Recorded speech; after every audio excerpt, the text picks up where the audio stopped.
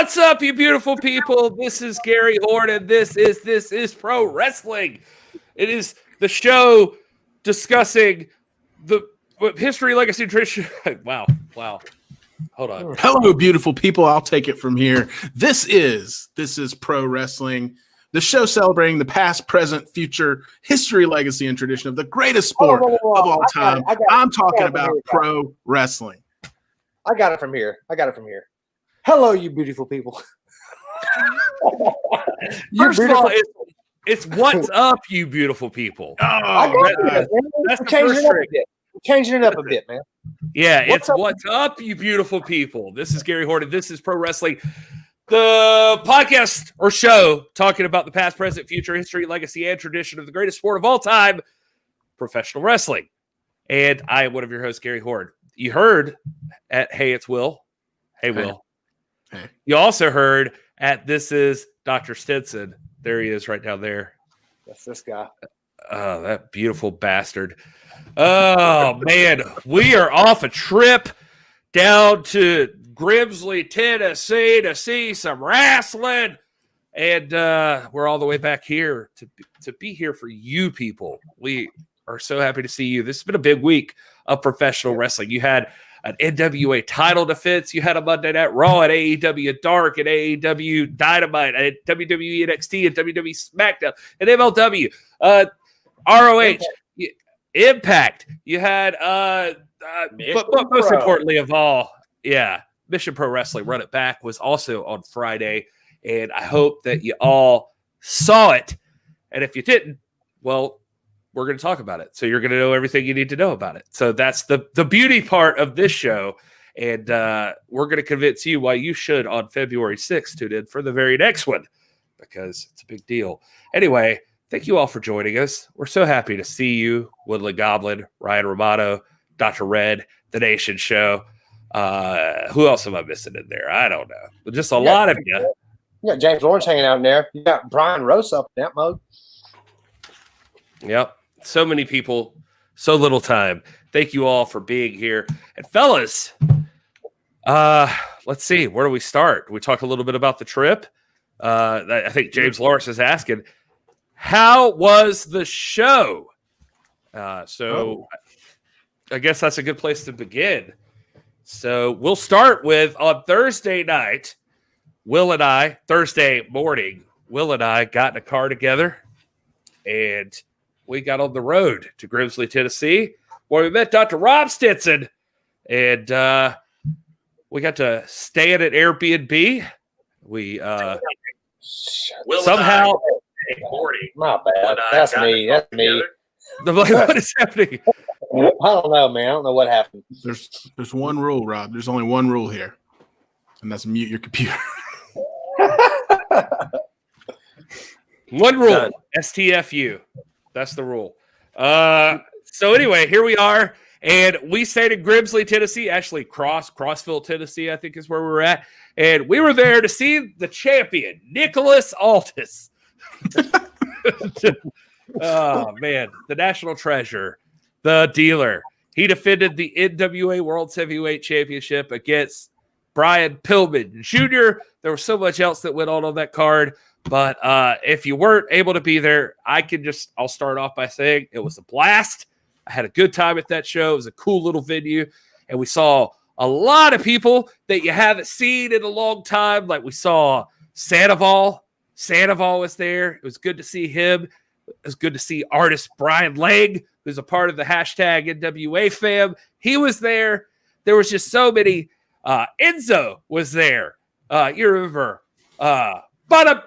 Bada boom, realest guy in the room. How you doing? Enzo was there. Got to hang out with him a little bit. And also the Cowboy James Storm was there. Got to hang out with him. He wasn't even in the match. He was just there hanging out. And so it was cool. It was in the middle of nowhere, but it was kind of neat to see who showed up just hanging around. And anyway, Rob, I'll throw to you first. This was your second time being there, but points of note that you had from Grimsley, Tennessee that you think we should hit on? Man, Grimsley, Tennessee is, if you think about like, I live in the Chattanooga area. So the Thorntons were were a big deal back here back in the 60s and 70s. And when you go to Grimsley, Tennessee, man, you get that feeling. I mean, it is an old school auditorium. It's now a local performance center, they call it. But essentially, it's an old gym with wooden floors. Still got wooden bleachers on the side. You got backboards. You got all this kind of stuff going on. They've got a fantastic stage, very spacious. At this particular venue, I think on this event, I've been at other events there, but there were 300 people there, maybe. Very spaced out, very safe. People were accounting for social distancing. They did a good job as far as taking account of that. But it is a great venue with a great crowd, man. It's a loud crowd. They appreciated us being there because we are very vocal. If you, when this match makes the light of day, and there were several great matches on this, and maybe we'll run through it just briefly at some point.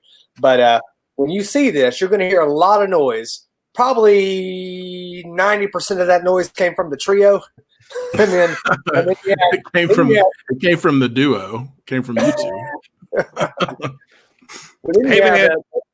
When Rob and I get to a show, we gonna get rowdy. That's just what's up. The problem was I had one less whiskey shot than you two. So I think you guys were like, I was here, you guys were like right here.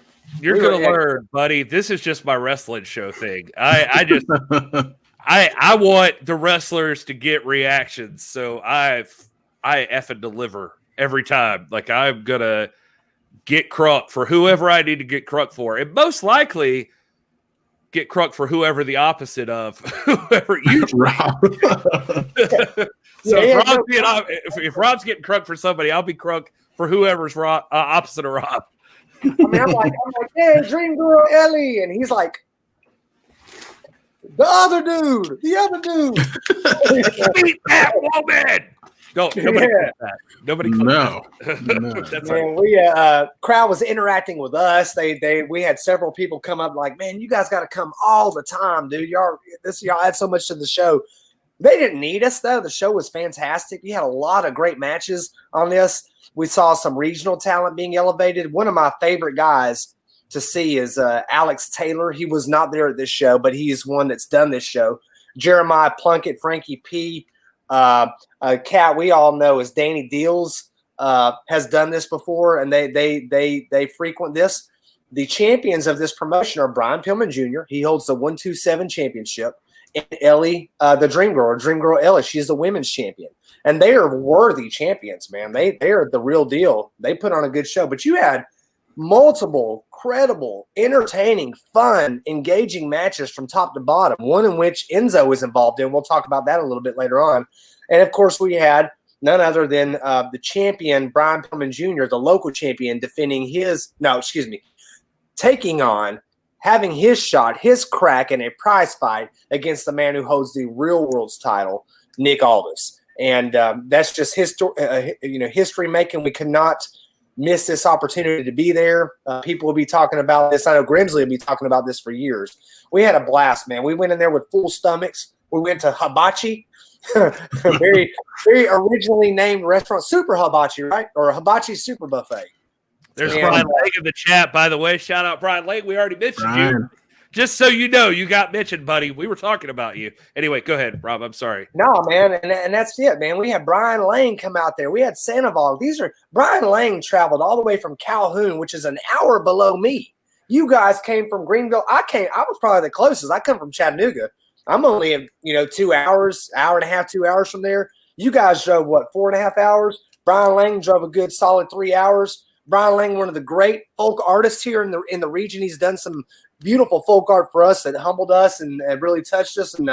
And we got to meet him. We've been wanting to meet him for a long time. And he will tell you this show was stacked, bro. We had a blast. We had a blast from bell to bell. And we've been talking since then about, man, we got to do more Tennessee wrestling. Tennessee wrestling is where it's at.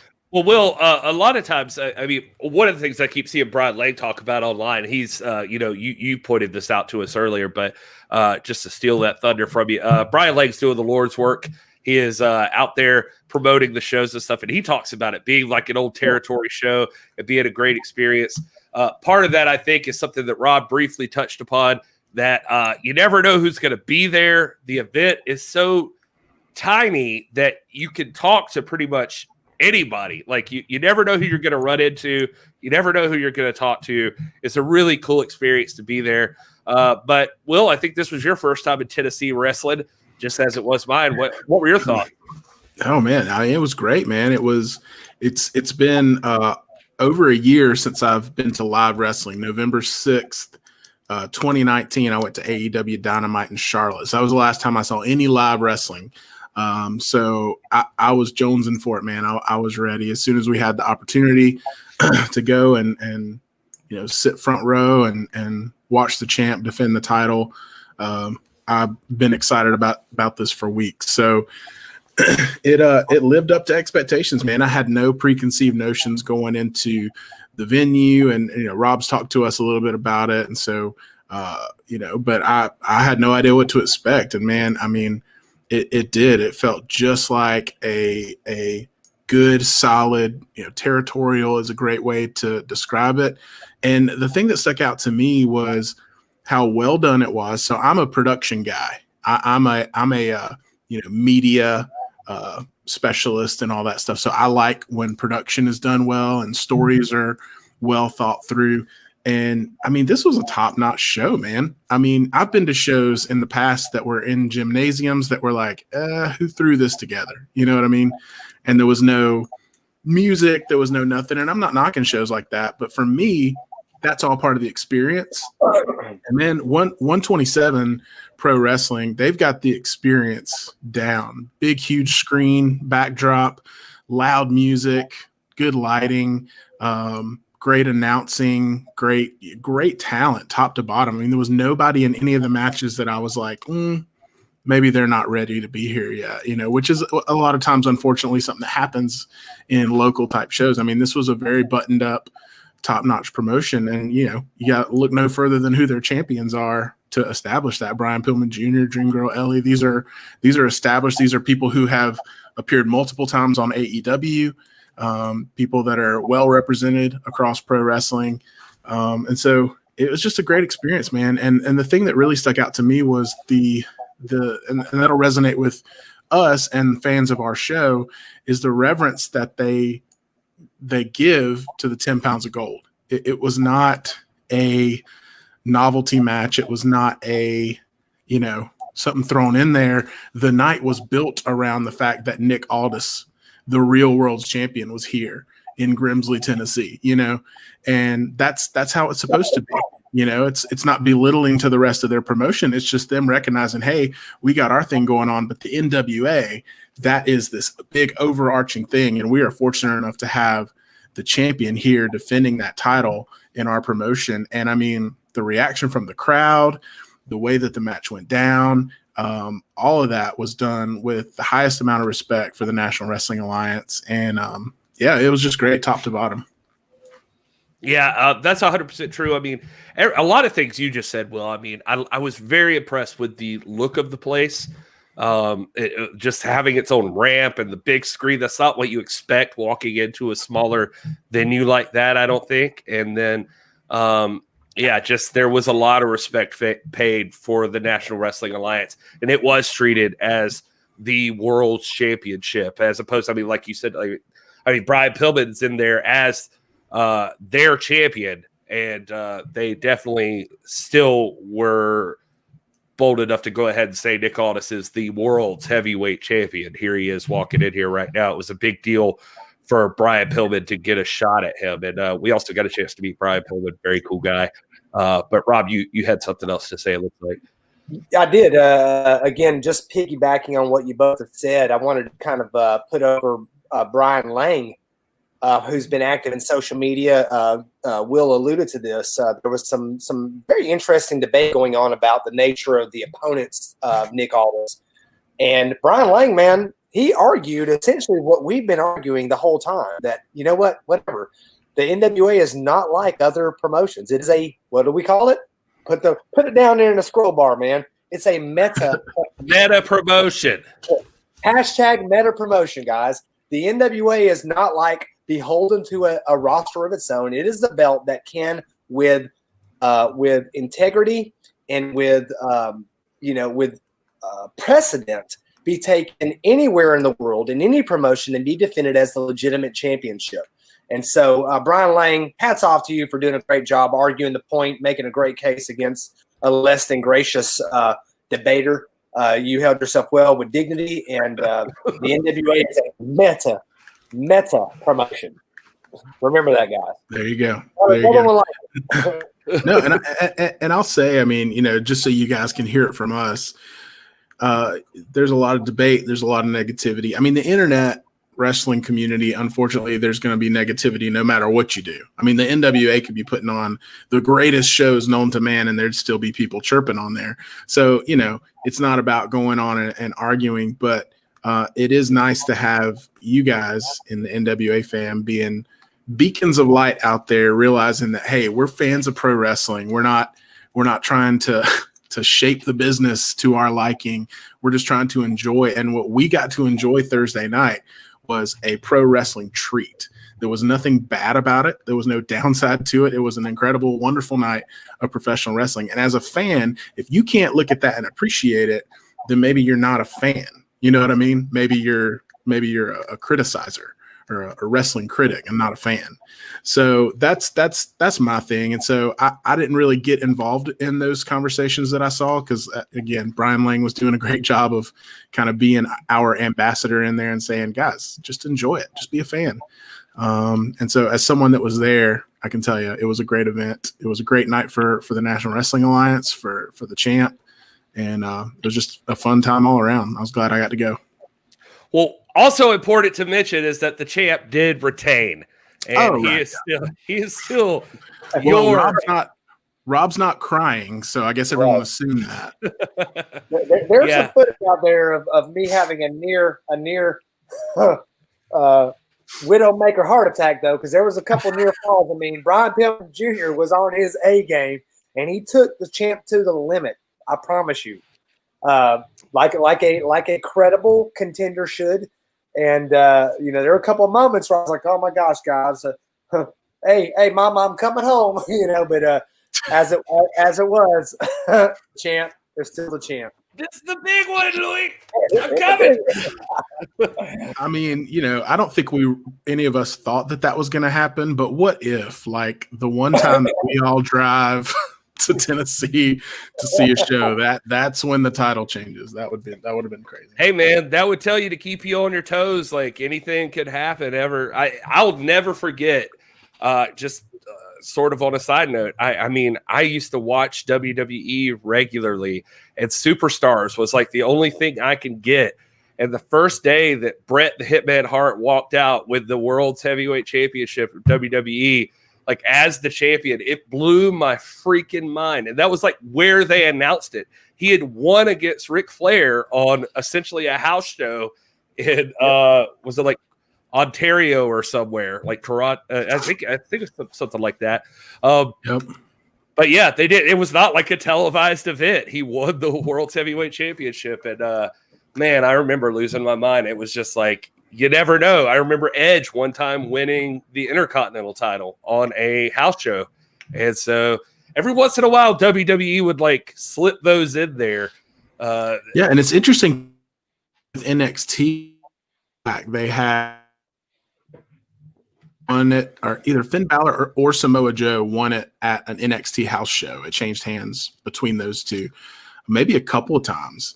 And I think maybe even Shinsuke won it back or lost it at a house show. So NXT was on that path to kind of recreate some of that excitement.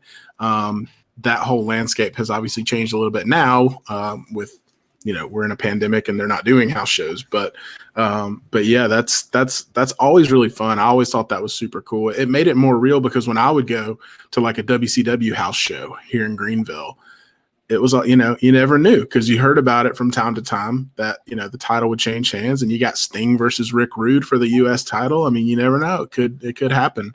So it just helps contribute to that authenticity. Absolutely. Well, guys, we got a big show today. We got a lot to talk about, plenty of news to go through, plenty of recaps, plenty of whatever you want to talk about. Of course, we're going to talk to you guys in the chat room. If you're just joining us for the first time and you're watching, you're not in the chat room, just know on YouTube you can be a part of the chat room. It is live just like we are. And these folks are talking and having a good time. And we even hit a segment a little bit later on where we throw to them and let them discuss whatever they want to discuss, and we make our topics about all of you, the community. But also just want to throw in there that if you are new, make sure you subscribe. If you haven't already, just on that YouTube, it helps us out a lot if you hit that subscribe button and hit that like button. Lets people know that we're out here. 5-star reviews on the podcast, iTunes. That's a big deal too. Just any of those things. If you get some extra time, we will be eternally grateful to you. We're going to jump into some news. We got a Mission Pro Wrestling Run It Back special report with a special guest. That's coming up. There's plenty to talk about, so we're not going to waste any more of your time. Fellas, let's get in the loop.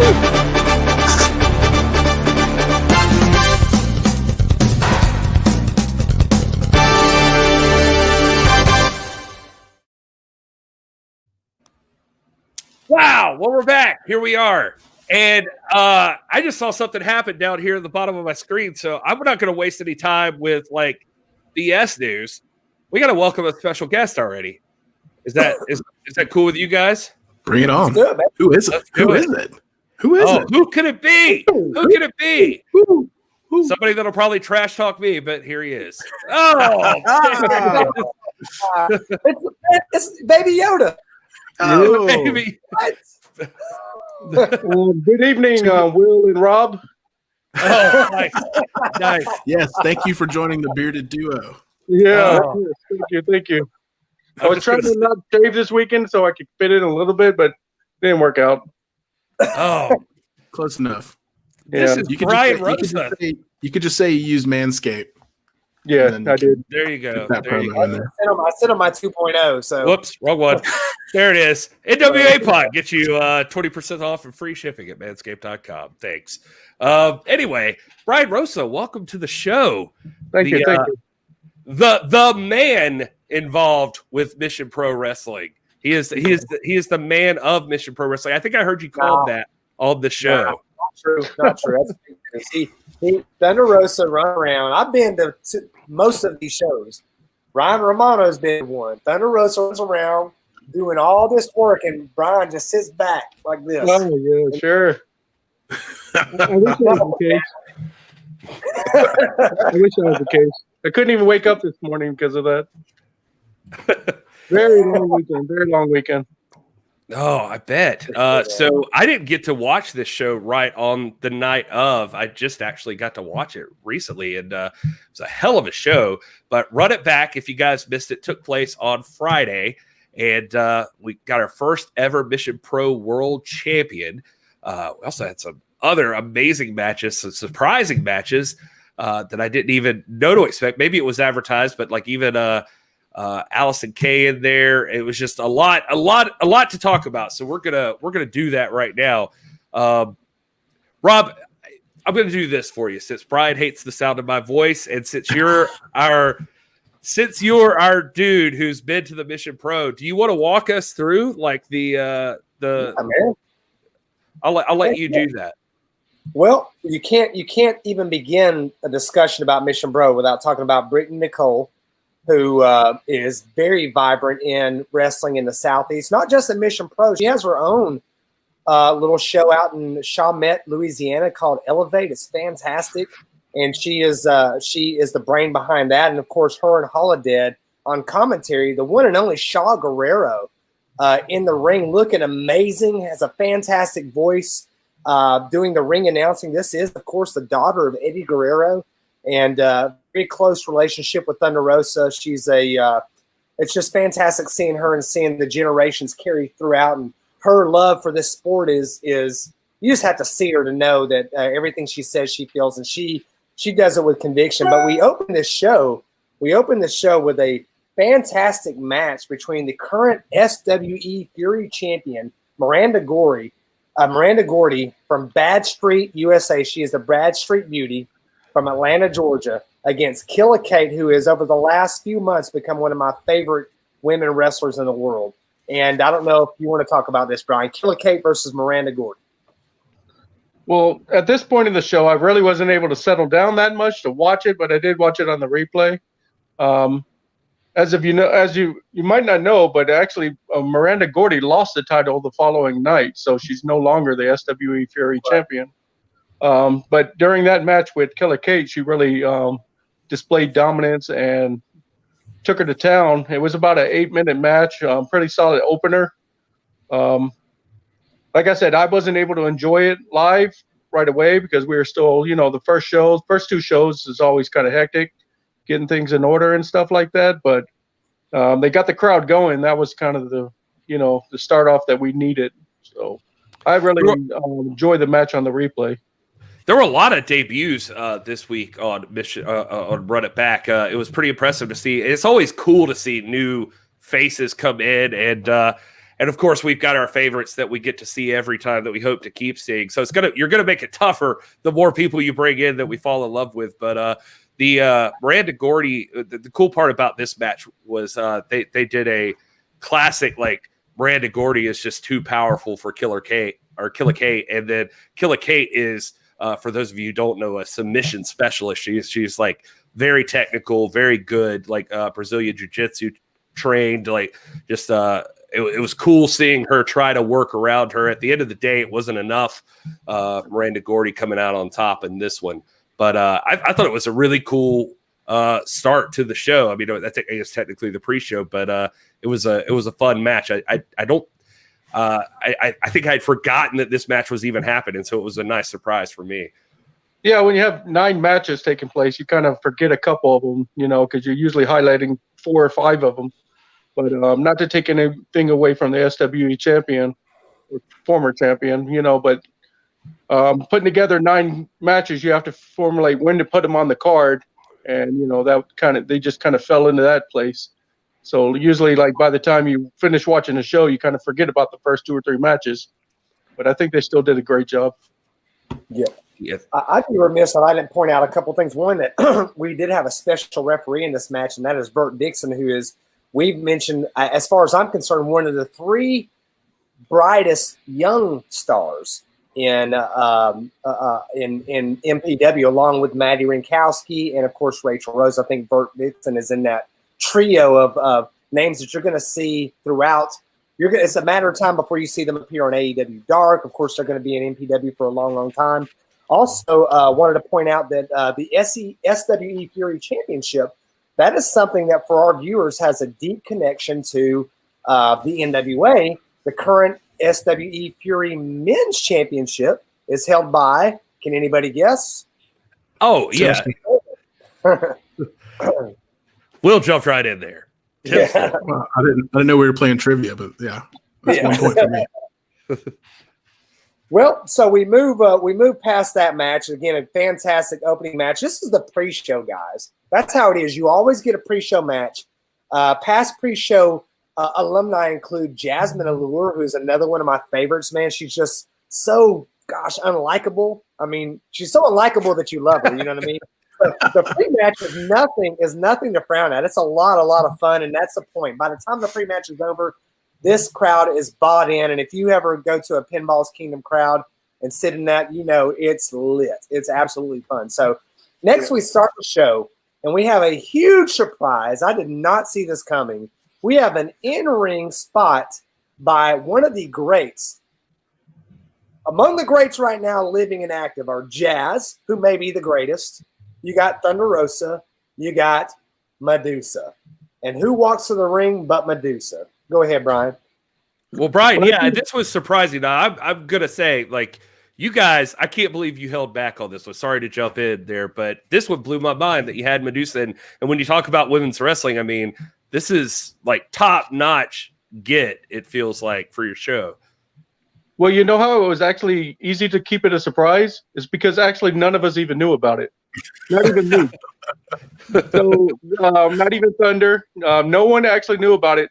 It was talking on y'all's podcast and another podcast where I was talking about bringing monster trucks on. And I can't bring a monster truck until I find a monster truck driver. So someone was actually working on getting a monster truck, and they got a monster truck driver with Medusa. So it was actually like me just talking smack on there, got somebody interested in bringing her over for us. So that was a pleasant surprise. You should have seen all the girls in the pre-show. We did find out on Thursday, but we didn't know on Friday. The girls didn't know on Friday. They were all in the locker room, and we invited them all out to the ring. So she had their back towards her, and then she turned around. All the girls just, like, oh, what the hell, like, and because I did kind of tell a couple of the girls, hey, we're going to have a special person agent your match, don't get intimidated. And they're kind of looking at me like, who can I be intimidated by, but then once they saw who was agent their match, they were a little intimidated, Yeah, I bet. I mean, Medusa is like one of the legendary competitors just in general in the business, and especially when you talk about amongst like women wrestlers. I mean, she's done it all, like as much as you can in every promotion. So it was really cool to see this thing. Yeah, to see this come full circle and have her part of Mission Pro. It just felt right. Like it felt like, this is where she should show up here. Yeah, and that was thanks to one of our sponsors, Gorilla Press. So they made that happen, and they completely orchestrated that, so we're forever thankful for that. You never know who's going to show up at Mission Pro. I'm telling you, we're sitting there, and I knew that Jazz was involved in the locker room and that she's involved in training and all that. I knew that at the first show, but Jazz is just out there, man. And I'm thinking, holy cow, Tanya, that's freaking Jazz. And Tanya is relatively novice to this. She's getting into it. She really loves Thunder Rosa, and that's the one who brought her into it.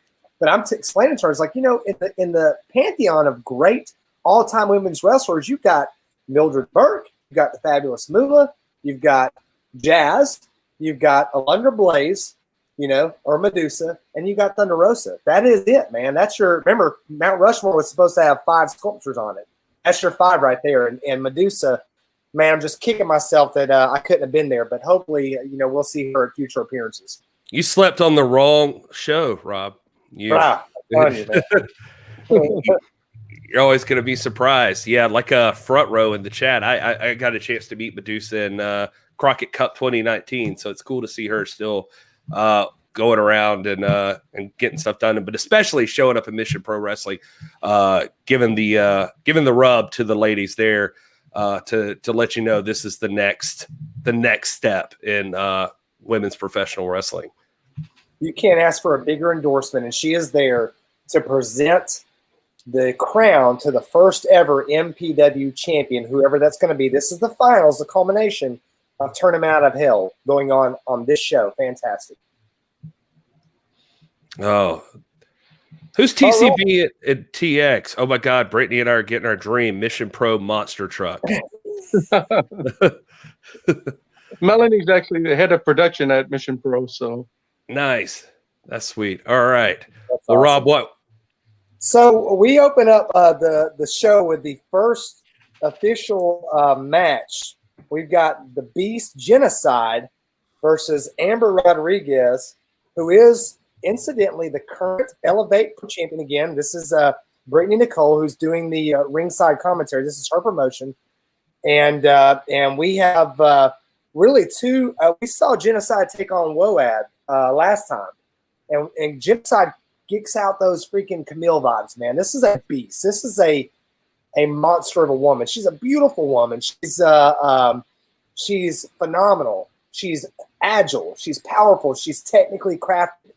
And every opponent they throw of her is going to have to meet those criteria. And they throw one who certainly can do that, and that's Amber Rodriguez. Go ahead, Brian. This was another hard-hitting match, just what you expect from Genocide. Someone who's physically dominant.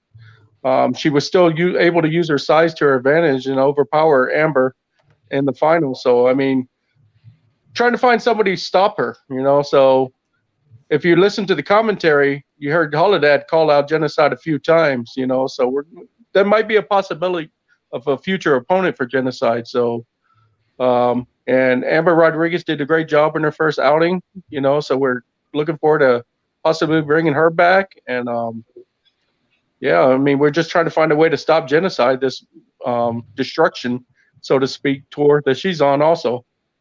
The hard job, it feels like, going into a matchup like this, is I don't want to walk over the fact that Amber Rodriguez was there and is the Elevate Pro Women's Champion. She is a great. She had some really cool technical wrestling going on in this match that looked like it took Genocide a little off her game at first as this went. But as it's been through every show so far, when you get into discussing a Genocide match, it becomes just that. It becomes the Genocide match. Genocide is such a specimen and just impressive to see in the ring, and you just can't help but, and like Brian said, I mean, nobody's been able to beat her so far. So she is certainly a special attraction in Mission Pro Wrestling, and it's part of the reason you want to pay attention and watch, because she's just incredible to see in the ring. I thought Amber had her for a few minutes, but it's like once she gets in tune with your game, Genocide is pretty much impossible to stop. So, Brian, how do you, like, when you're going out there and you decide you want to find somebody to stop her? I mean, I was calling. I feel like Holoded's a good challenge. I was calling for that last time on Tournament Out of Hell. Holoded mentioned that, and I thought that if anybody could introduce some violence to Genocide, Holoded would be the person to maybe do that. She seems like she's in the mood for a hard-hitting match, but I don't know what goes into choosing an opponent for Genocide, and how do you convince her to not target that Mission Pro belt yet? Well, she hasn't expressed any interest for the belt, so to speak, yet. So it's kind of like that monster in the waiting, you might want to hold off on that, tease it a little bit, see if she can make it through all of her opponents first, maybe, 7, 8 opponents before she goes for that belt. But, when she goes for the belt, I'm pretty sure she's going to have a very good chance of taking that belt. So no offense to La Rosa or whoever won the belt. But Andre the Giant, the people would always say that Andre the Giant was the competitor that at any time that he wanted, he could go in there and do what he wanted to. But he was such a beast that wasn't his primary concern. And I'm thinking right now is just fanboying out here and doing like dream matchmaking for the future, celebrity, dream booking. I'm thinking, gosh, man, look at the possibilities with Genocide. Obviously, Holoded is one that comes to mind. But do you think La Rosa Negra, not to spoil anything, but of course, I mean, at some point, they're on a collision course. What's going to happen in that inevitable getting up morning when Genocide and Thunder Rosa go toe-to-toe? I mean, those are the things. Those are the possibilities that are out there with this roster. And Genocide is very much a key part of that. Yeah, Ryan Romano in the chat, by the way, just saying he'd like to see Lacey Ryan in there. So just another name to throw out there to get in the ring with Genocide.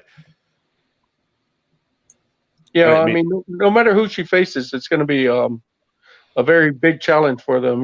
Maybe we have to bring in someone. If Holoded don't get the job done, maybe we bring in someone like Camille or somebody like that. You never know. That's the obvious one that would get tossed around. Like people are interested in seeing that. That's I don't know, man. That feels like a main event someday. That's a big match. It feels like. You never know. That feels like about an April show. Man. About April. I mean, y'all talked about matches on this card before, and they seem to happen on Mission Pro. So you never know. There it is. We thought Rob was doing the booking for a while. Hey, maybe he is. Hey, Ryan.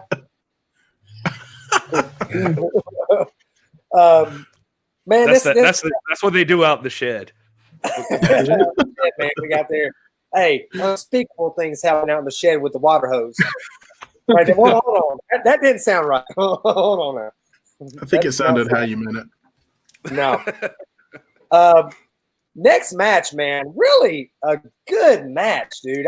This girl, Roche Chanel, a fashionista, all the way from Paris, France, taking on Red Velvet, who is the prize student of La Rosa Negra, fresh off of an AEW Dark victory against Danny Jordan.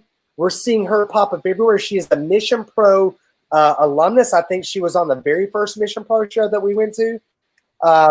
This match, you got two superstars in this match right here. I'm telling you, man.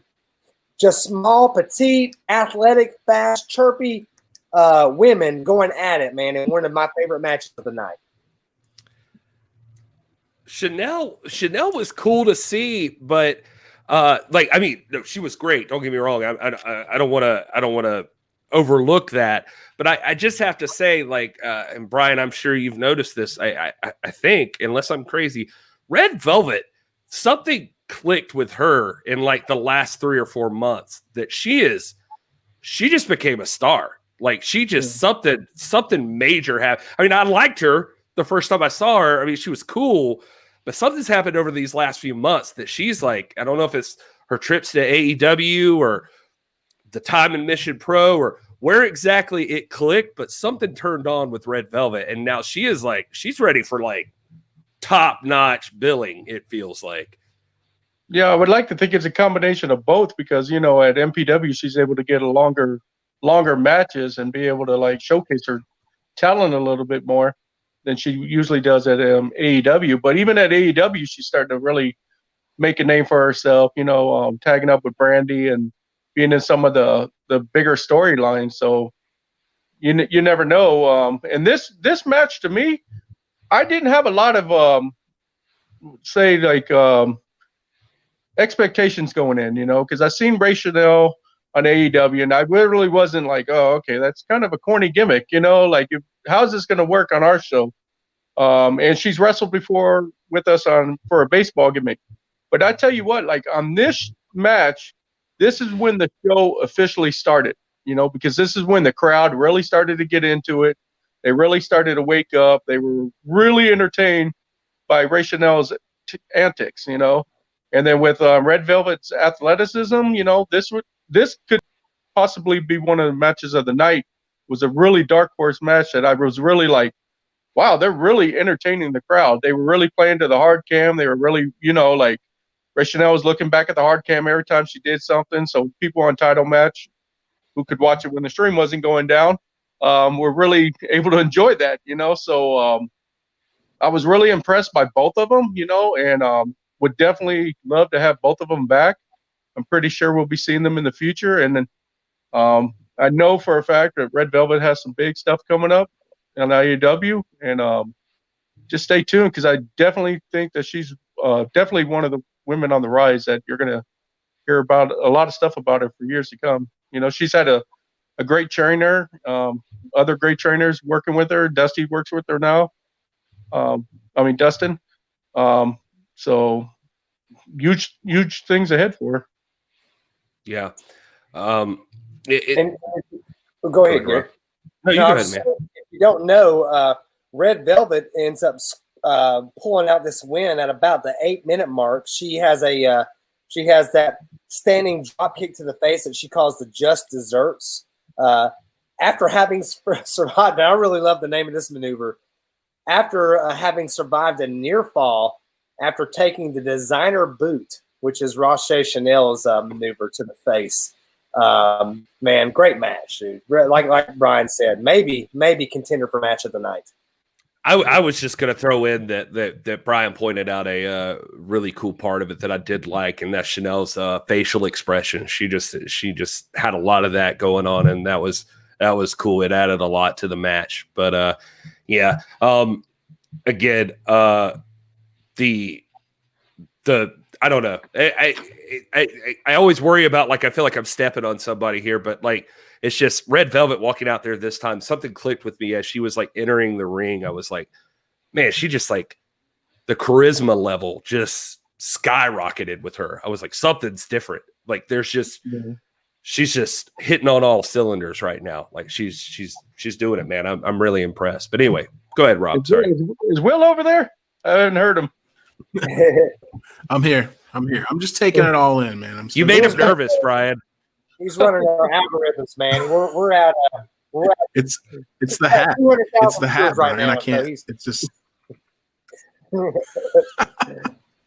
Oh man, the show goes on. You think it's going to let up after a match like Red Velvet and Roche Chanel? Well, you're mistaken, because in this next match, I'm going to tell you, everybody was kung fu fighting. One of the mainstay favorites at Mission Pro is the young, talented, very entertaining Jenna Lynn, taking on newcomer, first time ever in Mission Pro, first time ever in Texas wrestling, if I'm not mistaken. I could be wrong about that.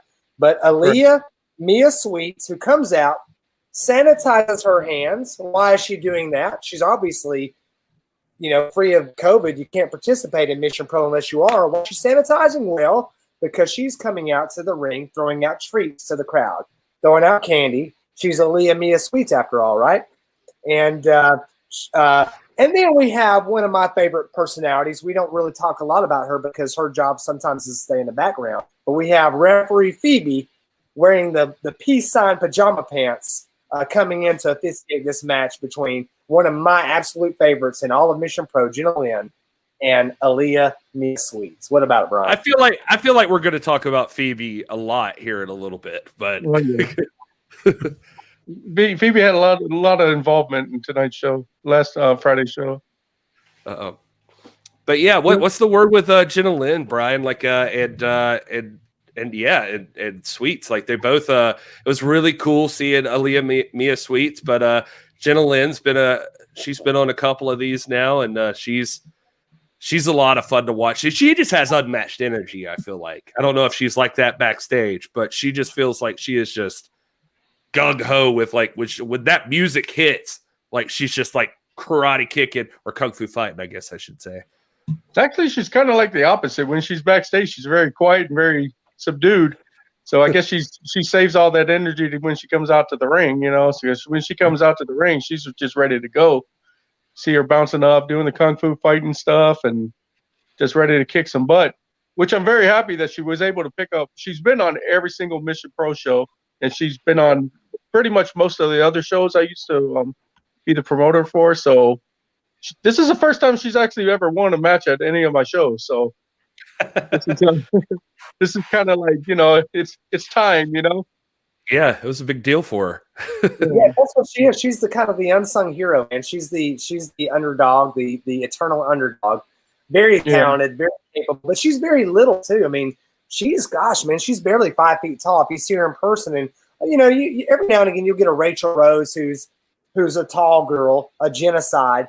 Most of the women, including Thunder Rosa, I would not characterize as small, but more so with Jenna Lynn. She's a short girl, but very athletic, man. She is all over the place. She's like old granddaddy used to say, she's a whippersnapper. Yeah, granddaddy said that. Granddaddy said that, or you say that, Rob? Now, granddaddy Marshall said that. I've heard you say that, but go ahead. All right, so Jenna Lynn gets this win, man. I'm so happy for her because, again, I've seen her a couple times. This is the first time I've seen her secure a win in person. Then we move to not the climax of the night, but probably the emotional climax of the night, because we have a match with a woman who's been a mainstay. She's very involved at Mission Pro. She's very involved in Texas wrestling. Very close to Thunder Rosa. Very close to Phoebe, obviously. Having tag team with her in the tandem of Fun and Sexy. But we have Thunder Rosa versus Baby D in what will be Baby D's final match ever. Baby D had an in-ring role at the very first Mission Pro show. Hell Hath No Fury. She did some announcing and other things. But she has been a personality. And if you go back and just YouTube her, she is a very fun, very, very she's a bigger girl. She makes no bones about that. She celebrates it as she should. This is a woman who can work. She can work. And I'm going to tell you right now, we're going to run down our matches of the week here in a minute. You're going to hear about this again. This match was an absolute treat. It was a story. Will is always a guy on here talking about telling a story in a match. And you saw 15 years of a career being told, being encapsulated in this match, to the point that the girls are pausing for a minute to have a shot with each other, to have a beer, to do this. At one point, Thunder Rosa is in tears, just begging Baby D to lay down. I don't want to do this. We see Phoebe, who's not being impartial at all, nor should she. This is her friend, her sister, in a ring against probably, arguably, the greatest active women's wrestler period in the world, Thunder Rosa. It's a tearjerker, man. I mean, it goes back to Shawn Michaels versus Ric Flair at WrestleMania 24, man. It has all the trappings of a classic. And I can't go on and on about this. We're going to talk about this more later on, but I want to give it over to Brian. Let him comment on this. Brian, just if I could jump in there, Rob described this about Rob gets real sensitive about everything. He was doing a lot of crying. I just wanted to say in this match, I don't know what happened, but somewhere like right within the first like 2 to 3 minutes of this match, like I had the biggest smile on my face that did not leave the entire time. Like I was on the edge of my seat. Like I was excited for this match. This was the most fun match like I think I've seen in forever. Like this was it was a blast to watch. But anyway, sorry, Brian, you go ahead. Yeah, well, it's funny he mentioned Shawn Michaels, Ric Flair, because that's kind of what we were trying to capture while creating that match. But we also wanted to have it to be fun in the aspect also, you know. So they did go outside, do a bunch of crazy stuff. I actually almost had a heart attack when she pulled out those beer bottles and busted the beer bottles because there was glass everywhere. I was like, oh, crap, how the hell am I going to get this, you know? And she actually, when it broke, 4 or 5 VIP posters were all ruined. And I was thinking, shit, do I have 4 or 5 other VIP posters I can give out, you know? So I was like, so at that point, I wasn't able to enjoy the match completely, you know, because I'm like running around. But just from the entrance with the fans throwing the streamers to Baby D, showing her the respect that she deserves. You're in Thunder Rosa's home promotion where usually she's the odds-on crowd favorite, you know, and then the crowd was completely behind Baby D, you know, supporting her. It was just an awesome feel, you know, and to see Baby D, I think she took like 2 or 3 of her finisher moves, you know, and just kept getting up, wouldn't quit, you know. Yeah, there was some slow counting taking place, and there was some little outside interference taking place, and a lot of shenanigans. But, you know, Baby D, even though it might not have been a totally clean victory, it was still a victory, and she still deserved to go out on top, you know, because she is, like some people would think Thunder Rosa is the queen of Texas wrestling. You know, she is more on the mainstream, but Baby D is the true queen of Texas wrestling, putting young girls over each week, having to do the job to people, having to do so much the local shows, and she's just done so much for Texas wrestling. It's always had a great attitude. I've never really heard anyone say anything bad about her, you know, and she's a close personal friend with me and Mel. It's just, I mean, it's sad to see her go out, you know, but, you know, I understand the reason she's going out, and, you know, we wish nothing but the best for her, you know, and it was such an entertaining match, and she had so much fun. That's all we wanted to provide her, is something that she could be proud of, saying that was her last match, you know. So, you know, it sounds like from the way you're talking, the board at Mission Pro is not going to take action on Phoebe for the fact that she literally held Thunder Rosa's arms back so that Baby D could get a badass chop in. That's kind of the board's fault, because if you think about it, why did they put Phoebe out there to be the referee for Thunder Rosa versus Baby D? I mean, that's fun and sexy. You know, what did they think? Phoebe was going to be impartial? Yeah. You know, so that's kind of their own fault for doing that. Well, there you go. There you have it firsthand. If anybody's wondering what's going on there, but you know, Rob mentioned it, but just one of my favorite spots was just that they end up at the bar and just order drinks, and they both take tequila shots together in the middle of a fight. They both just take their tequila shots, and then Baby D finishes hers. It's like, all right, and then chop, and then they go back at it. I don't know. It was just a fun match. You're right. Very emotional there at the end. Very cool. We would be remiss, though, too, Rob, if we don't mention the fact that not so fast, Peter. Not so fast. Not so fast. I'm steal my thunder, man. You asked me to do this. I'm backing off. Let me put over the bar at Pinball's Kingdom, that outside bar. Brian knows I've spent hundreds of dollars there. Me and Polka Dot Payne shut it down one night. Me and Ryan Romano shut it down last time. I offered Brian Rosa a drink. He doesn't drink.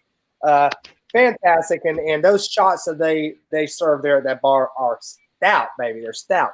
Thunder Rosa goes up to finish this match off, delivers not one, not two of her finishers, which is that double stomp off the top rope on the spine of the back, the exposed back of the opponent. Could be career-ending. She goes up for what would be presumably the third and final, the finisher. But not today, Tampa Bay.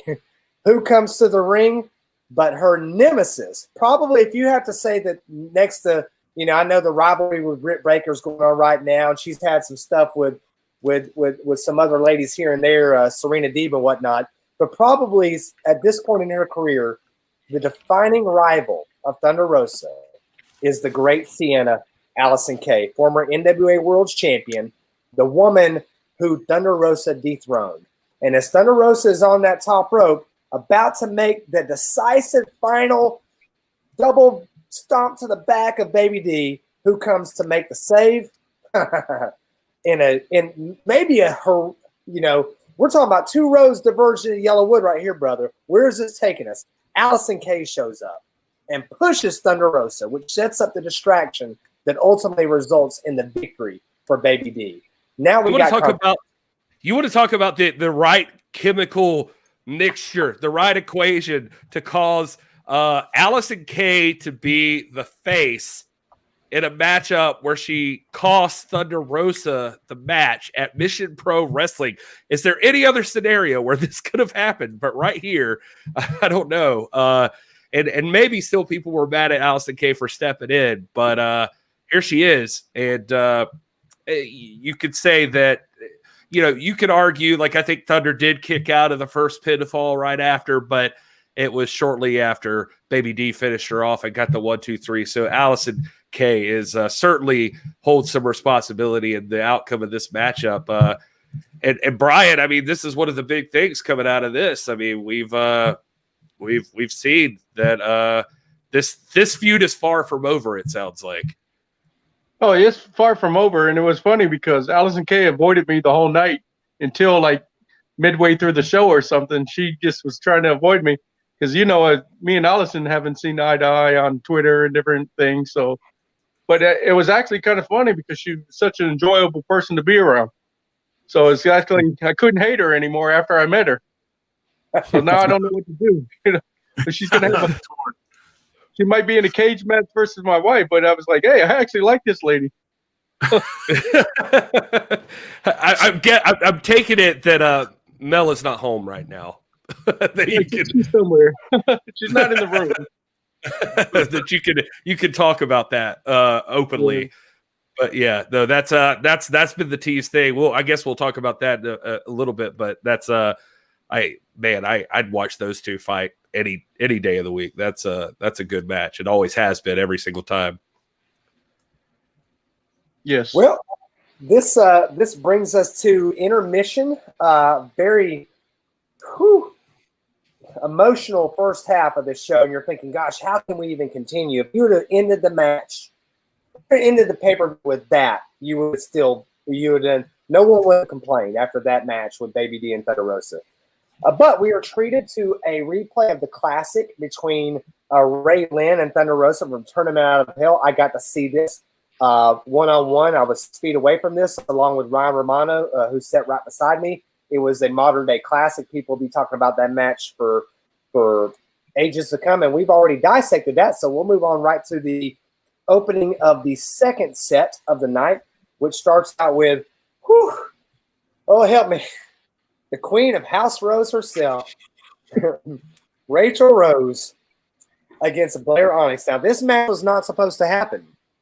In fact, Elena Black, who has no love lost for Rachel Rose, was originally scheduled in this match, and it was supposed to be a no disqualification match. But due to complications with travel and some other things, it was not able to take place. Instead, Elena Black called upon her friend and ally, Blair Onyx, to come in and do the deed for her. Well, Rachel Rose was not happy about that. She wasn't happy about the stipulation. She didn't feel right She felt like maybe the cards were being stacked against her, so she came, took the mic from Shaw Guerrero and said, you know what? I'm the queen of House Rose. It ain't going to be no DQ match tonight. It's going to be one fall to a finish against Onyx. That's exactly how it goes.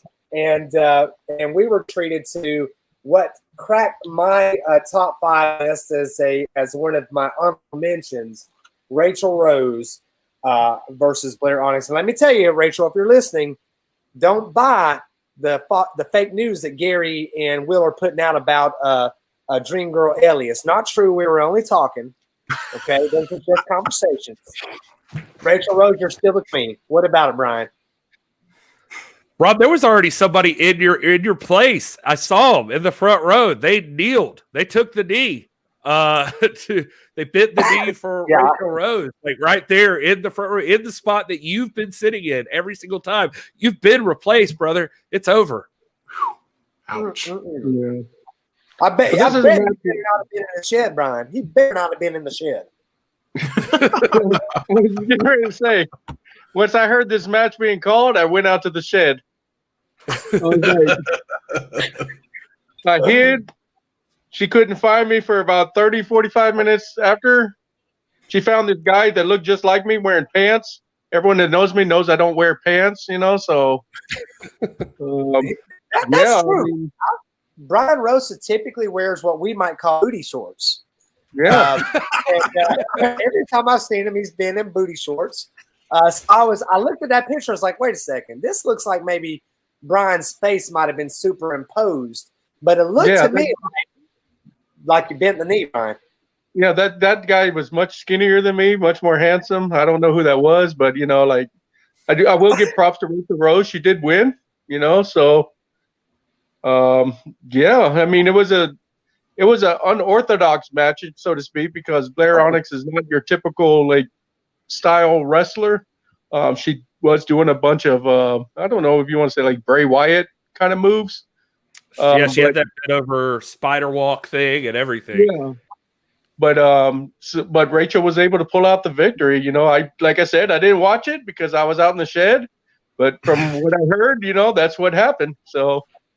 Yeah, well, I loved it. I loved even Rachel was. You could tell Rachel was just frustrated during this matchup because she wasn't getting Elena Black, and it was supposed to be a no DQ match. She's like, I'm not even wasting time with a no DQ match. This is not even who I'm supposed to be fighting. And then Onyx comes out in to a Billie Eilish song, which is Rachel Rose's thing. You can see that look on her face. She was just like, "Oh, come on, really?" And she was just done that whole day. I don't think anybody was going to win a match with Rachel Rose on that night. She was pissed off. Yeah, Rachel is definitely one to look out for, especially at MPW. She's just been on a roll, like her and Maddie and Bert.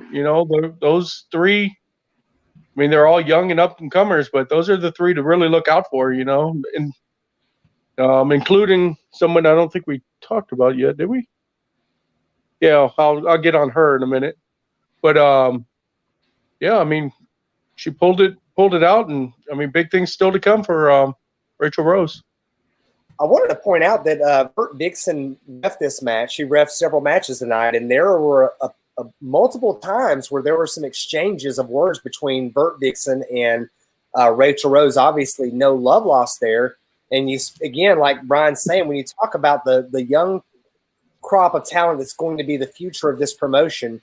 I mean, Thunder Rosa is not old, but she is a veteran, and she's an established veteran. But those young talents that are going to carry this promotion on into the next generation are going to be Maddie Rinkowski, Bert Dixon, and Rachel Rose. So you got the big three here in conflicting roles with Bert Dixon, who called a great match.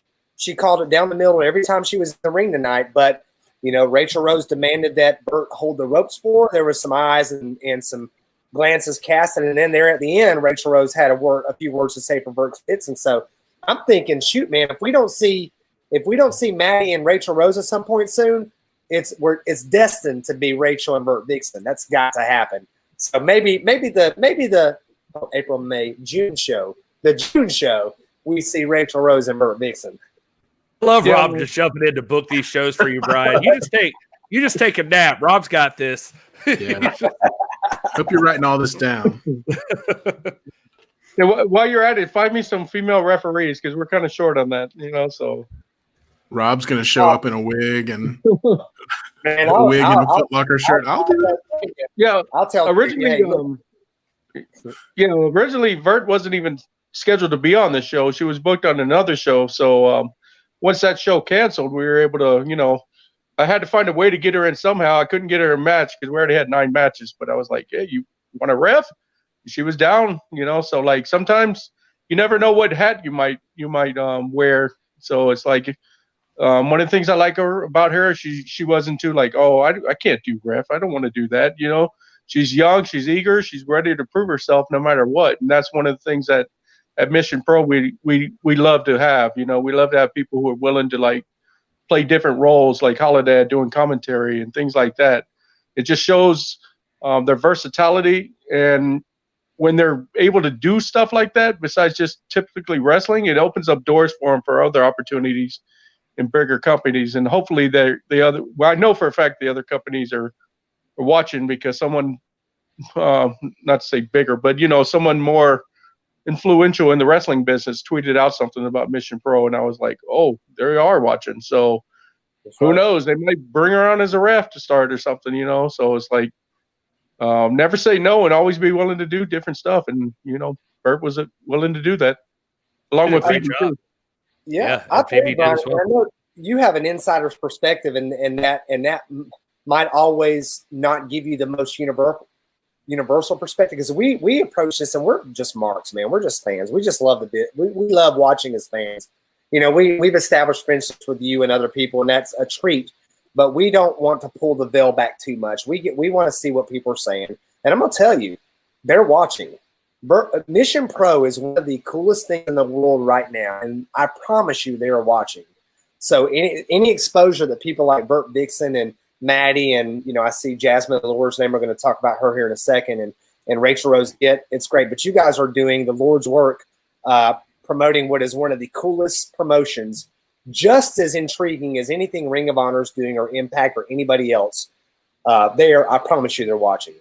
One of my favorite people that's going to be watching, or I shouldn't say favorite people. I don't know. I just met him, but one of my favorite people is Maddie Rinkowski from the times I've talked to her, and we're going to talk about her in just a second. But I got a chance to put her over in Grimsley, Tennessee, to Enzo from WWE, because she, in the interview I had with her, talked a lot about just like liking his promo ability. And when I was sitting there talking to him, I was like, "Have you heard of Maddie Rinkowski?" And he was like, "I don't think so." And I was like, "You should check her out. She's really, really good." And she was a big fan of your promos and stuff like that. And he was like, "Where's she wrestle?" I was like, "Mission Pro." And he was like, "I'm going to check that out tonight." Like he was on it. It was very cool. Yeah, he said that's Thunder Rosa's thing. And he's like, "I love Thunder Rosa," and so I can assure you, he's going to be watching. Nice.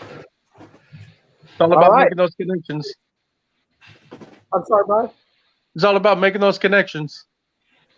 Yep, that's all it's about, man. Yep. Next, we have what would be considered a main event in any other arena. It weren't this one. This is definitely a semi-main event, but you have the Puro Pincho title match. The current Puro Pincho champion, Maddie Rinkowski, beautiful title belt, by the way, taking on Jasmine Allure. She's another one. If you got to throw a fourth talent in there as part of this young crop, that's the one. She's fantastic, man. She is so reprehensible that you hate her so much that you got to love her. You remember from Tournament Out of Hell, where she intervened and inserted herself, attacked Maddie with the belt. And definitely there's some deep-seated hatred and rivalry between these two. Top-tier Jasmine Allure. And they go at it in a match that I've been waiting to see, and this was, again, another treat. What about it, Ryan? I mean, these two girls looked like they wanted to kill each other. They were going at it hard. Their strikes were looking strong. There was no weak shots being delivered. There was no holding back in anything. I wasn't not to spoil anything, but some big things are coming for both of them. So I was expecting a little bit of holding back, just because of what the opportunities are ahead. But it was like they just went at it toe to toe, and you didn't know really who was going to win. I actually thought Jasmine was going to pull it out, especially at the end when Maddie was on the ropes and she took an awkward bump down at the end, and I thought that Jasmine was going to capitalize on that. But somehow Maddie was able to pull that off, Yeah, Vert was the referee for that, right? Yeah, she was there. Yep. Yeah, I could see a little tension between Jasmine and Vert also. I don't think she fully liked how Vert called the match for her, ref the match for her. So, but Maddie, man, I don't know how long we're going to have someone like Maddie, but we're going to take advantage of it as long as we can while we do have her. I could see her, getting signed sometime within the next year or so. She's very young in the business, but if you ever talk to her, she jokes around a lot, but she's very, very knowledgeable, very respectful, very appears older than she really is. She's just very mature for her age, and she's got a very, very bright future. She's got a ton of athleticism too. Nothing bad to say about Maddie. Not to say anything that Jasmine's not there, but Jasmine's a little bit greener. But Maddie has such a bright future, and 5 years from now, I could be like, hey, yeah, she started out with us. Her first match ever was with Mission Pro, so we could always say that. A few points, if I could jump in there, is that, I love Rob's ability to talk about somebody being completely reprehensible and disgusting. And then I love them. They're so great. You hate them so much. The great thing about them is that they're terrible. But Jasmine Allure really did impress me. And I think you're right, Brian.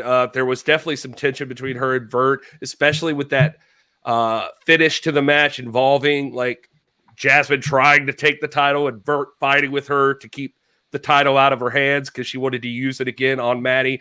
And of course that led to the roll up that got Maddie the 1, 2, 3 and the victory in this matchup.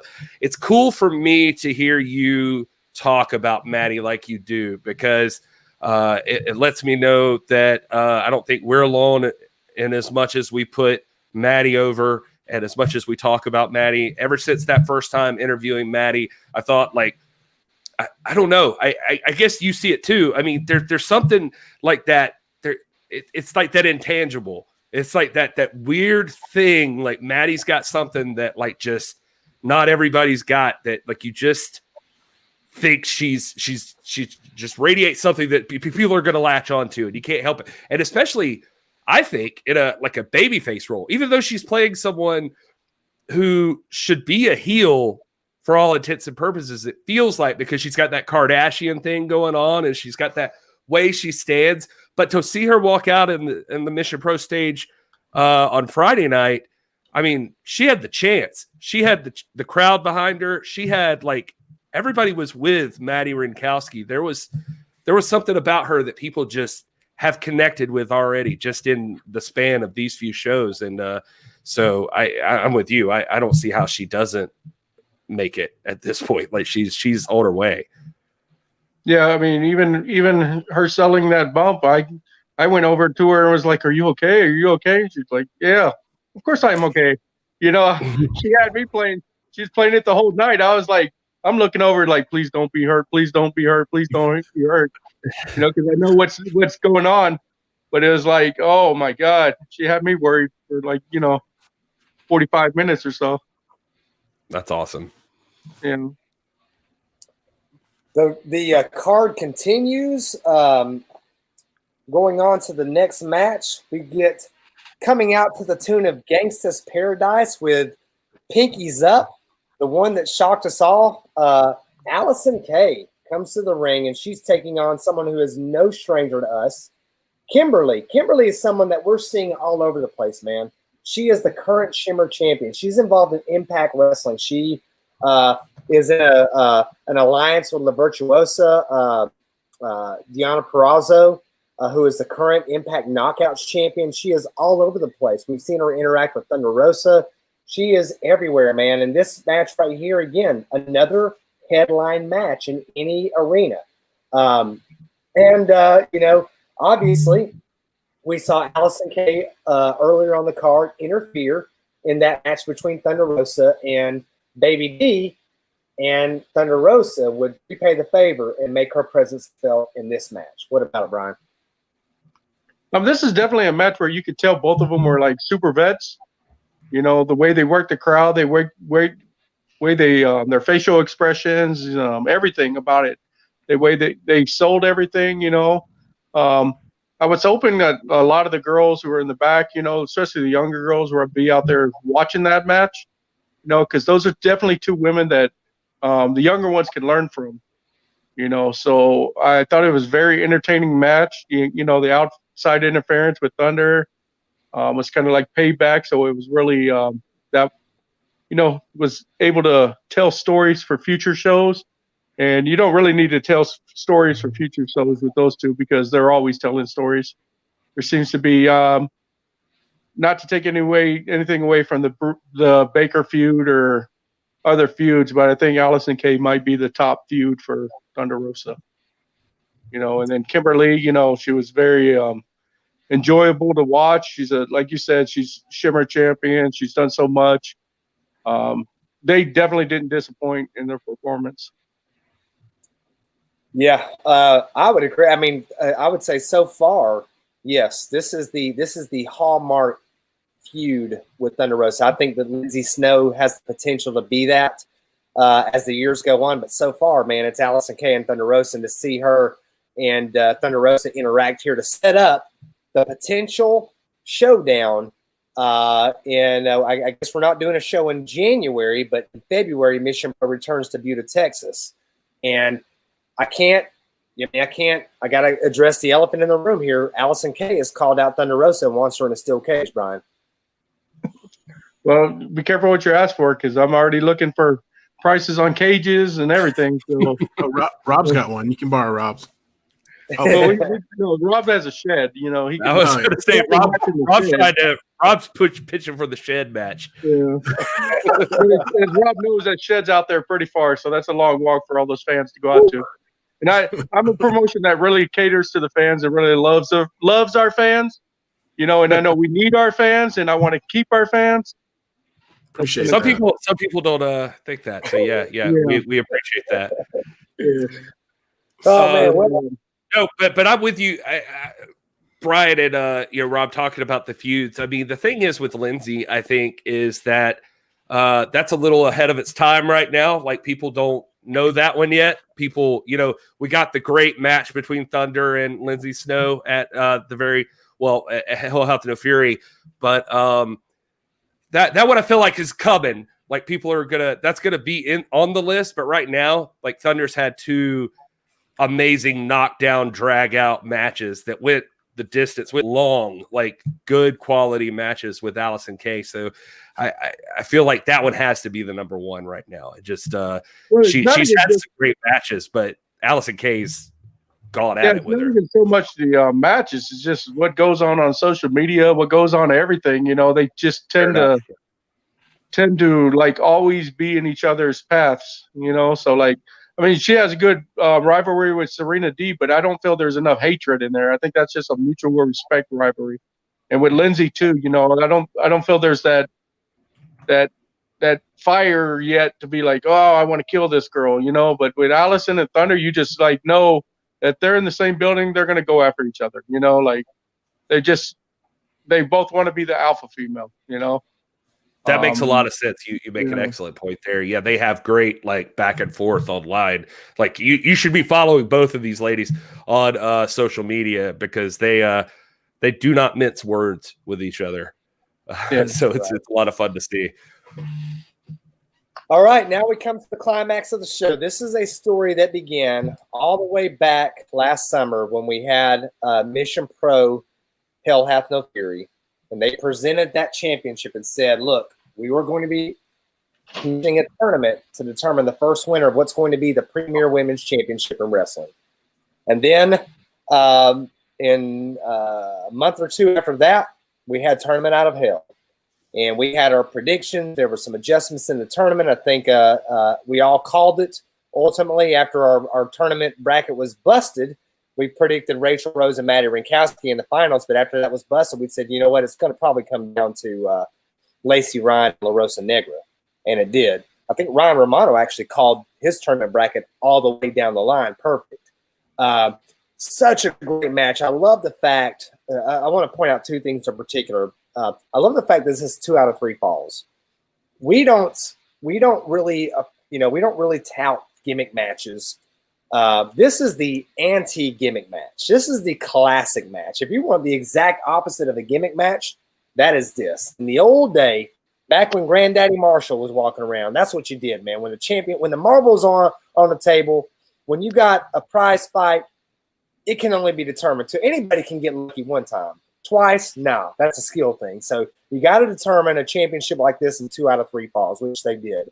I also like the fact that a couple times in this match, at the end of this match and at the end of Baby D and Thunder Rosa, you see the emergence of what I think is one of the coolest traditions in pro wrestling. Of course, AEW's got they've got the Jericho, Fozzy song that they sing that Will and I know the words to.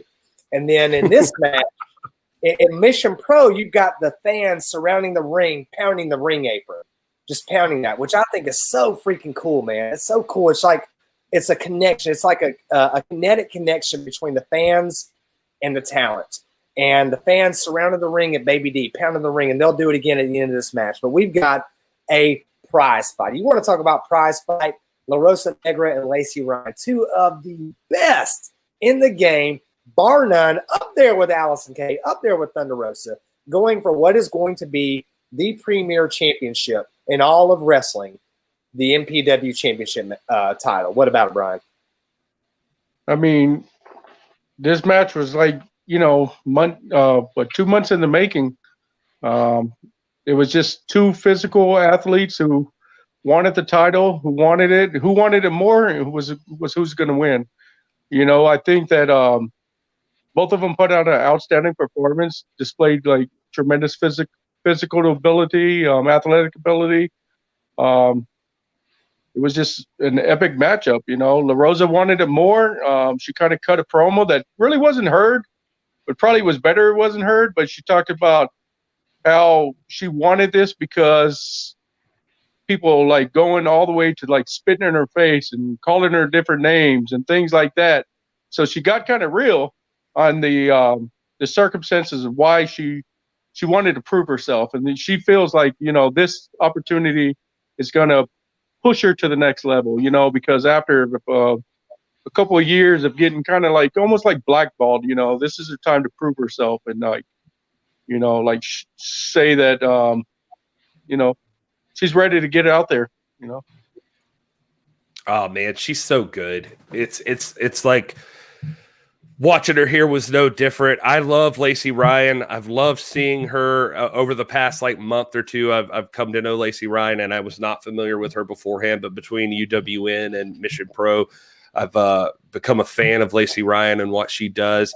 But La Rosa Negra is one of those people that you watch and you know that she's been in this business for a little while now, and you're like, why is this woman not on WWE or AEW or any of those things? And we're glad to have her on Mission Pro, so that we could see her there in these kinds of matches. But she's just one of those people you're just like, somebody missed something somewhere. Somebody's dropped the ball. Like La Rosa Negra is as good as anybody, and it's cool to see her get the recognition she so deserves here at Mission Pro Wrestling. She is the first ever Mission Pro champion, and it well deserved. Like that's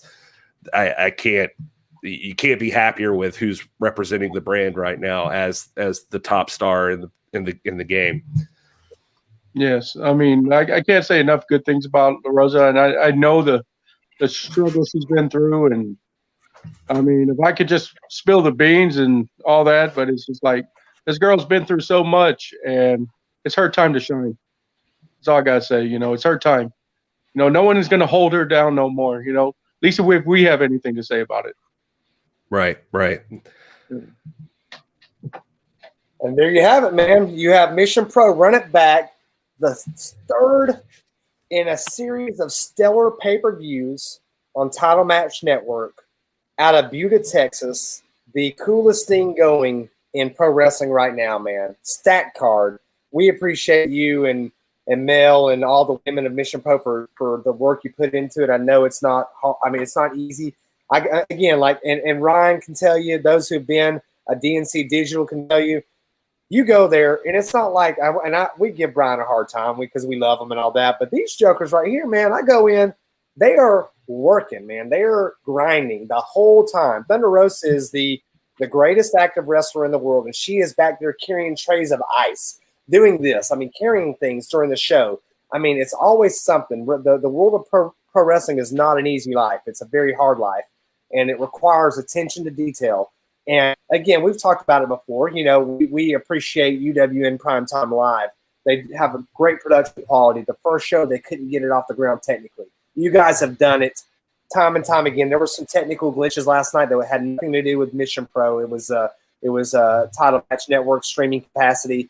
But you guys put off a show that is top tier, bar none, among the best of anything out there. And again, you know, we're fans. We're going to support it. We're going to sponsor it for you know, as long as we can.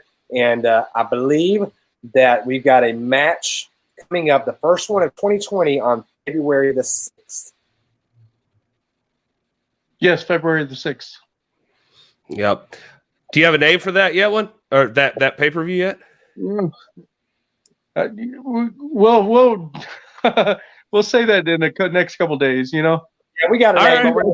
We're trying to squeeze out some scoops, Brian. Yeah, I think we do. But, I don't want to give it away just yet because I was like, I don't know if that works, but we'll have it out within the next day or two. Well, Mission I just want to bend the knee. I'm having ready for your Wednesday show, you know. Bend the knee. Will says bend the knee is a good name for the show. I can get behind that. If you want Rob there. That's that's the one leading up to Rachel Rose going for that title. That's the one. It's like a flare for the gold. It's going to be bend the knee. So there you go. Yeah, but I really want to give it up to all of our sponsors. You know, without them, you know, none of this would be possible. And all the ring crew and all the girls that are helping out and doing all this stuff, man.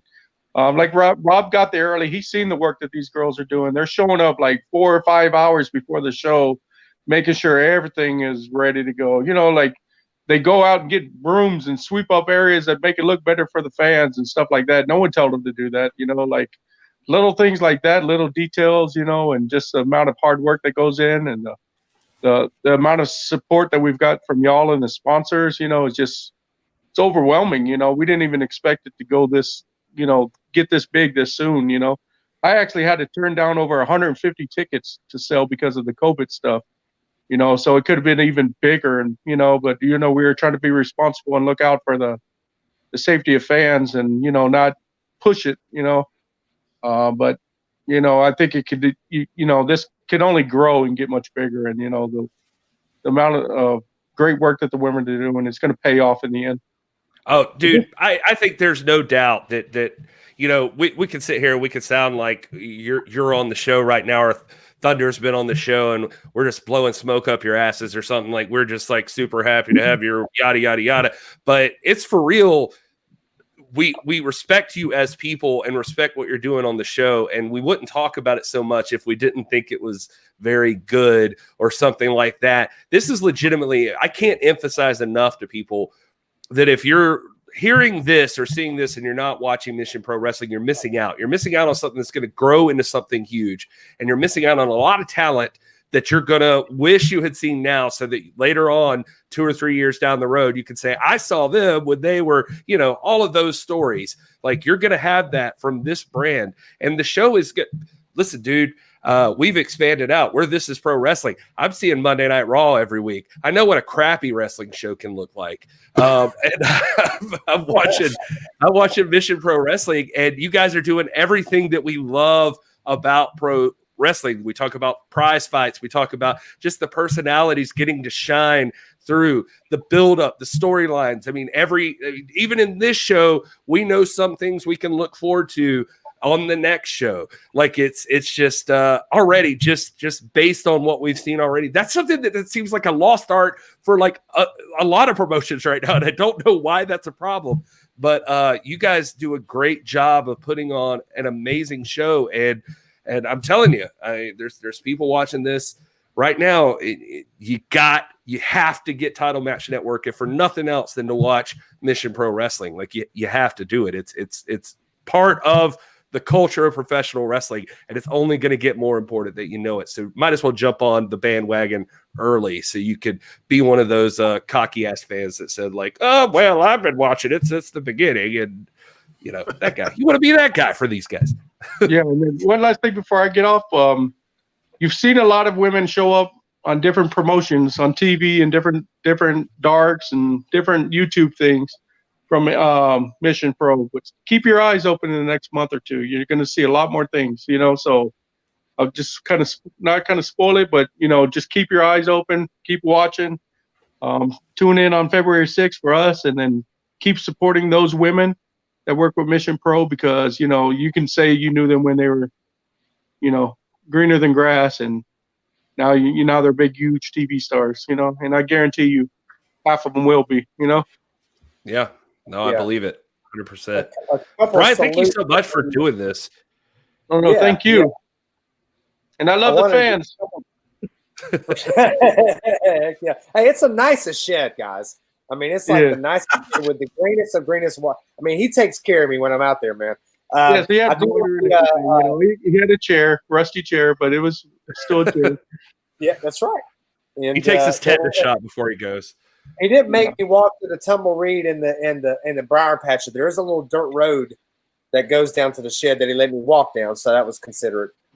Big shout out to we'd be remiss if we didn't point out the era of La Rosa Negra has begun. She did win this. She lost one fall in this best 2 out of 3 falls matches. Lacey Ryan picks up a fall in the first minute. La Rosa Negra picks up a fall at 6 minutes and 30 seconds. Then at the 18-minute mark in a marathon, what I thought might end up being a Broadway, La Rosa Negra wins this championship. So shout out to her for her championship. This is fantastic. The first ever NPW champion. And a big shout out to Baby D, the queen of Texas wrestling, who went out with dignity and grace in a great match that, as Gary said, had us smiling from beginning to end. Well deserved. And your retirement is well earned. All right. Well, Brian, we won't keep you anymore. You love the fans, but you've also got a family, so we won't hold you up. And I know eventually we're gonna mention WWE or something, and you don't want to be here for that. Yeah, so I'm out now. I'm out. All right. Thank you so much, brother, for showing up with us. We're honored to have you on the show finally. Yes, thank you. See y'all guys later. All right, much love, buddy. All right. Well, big ups to Brian Rosa. Brian Cervantes actually just showing up here and gracing us with his presence. And we did a big rundown of Mission Pro Wrestling. Guys, that was a blast. And it was a great show. Not joking around. Go watch that show. It was good. And Mission Pro Wrestling is coming back in February 6th. So go ahead, watch Hell Hath No Fury, Tournament Out of Hell, and run it back. Get yourself ready for the next chapter in their story. I promise you, you're going to want to be a part of that history. Guys, I think it's time for us to take a quick little break here, and we can come back, and we'll actually go in the loop, and we'll talk about all the latest news and updates and everything else that happened this week, because, I mean, good Lord, we're already this far into the show, and we haven't even covered half the crap. So everybody who's watching, thank you so much for being here, folks, and stay tuned. We'll be right back. As Chuck Woolery used to say on the dating game, in 2 and 2. That's not really how long it is, I don't think, but it'd be really cool if it was, so I could do that. Right back at 2 and 2. I guess we'll go now. No, me? I don't know who's going.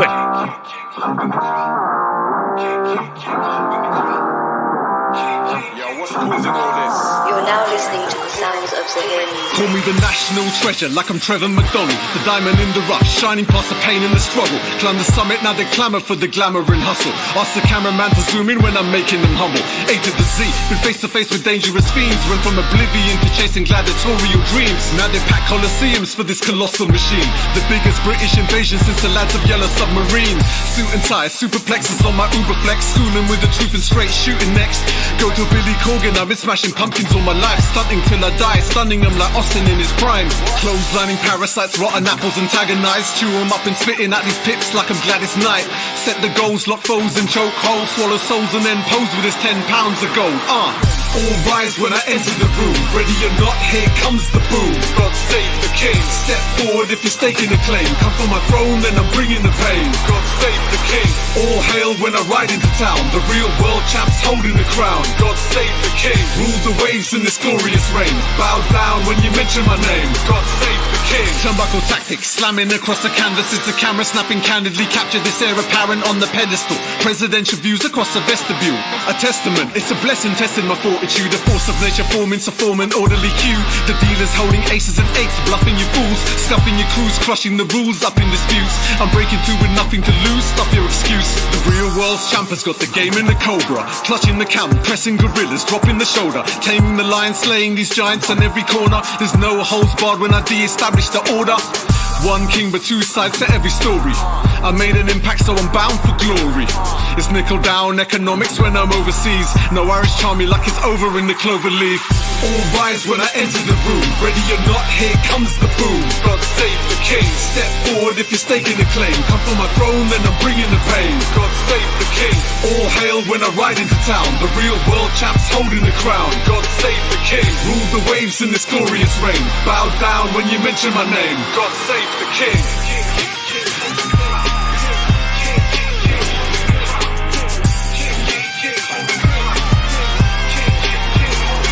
He doesn't drink, he doesn't smoke, he doesn't do drugs. His only vice is wanting to be just like me.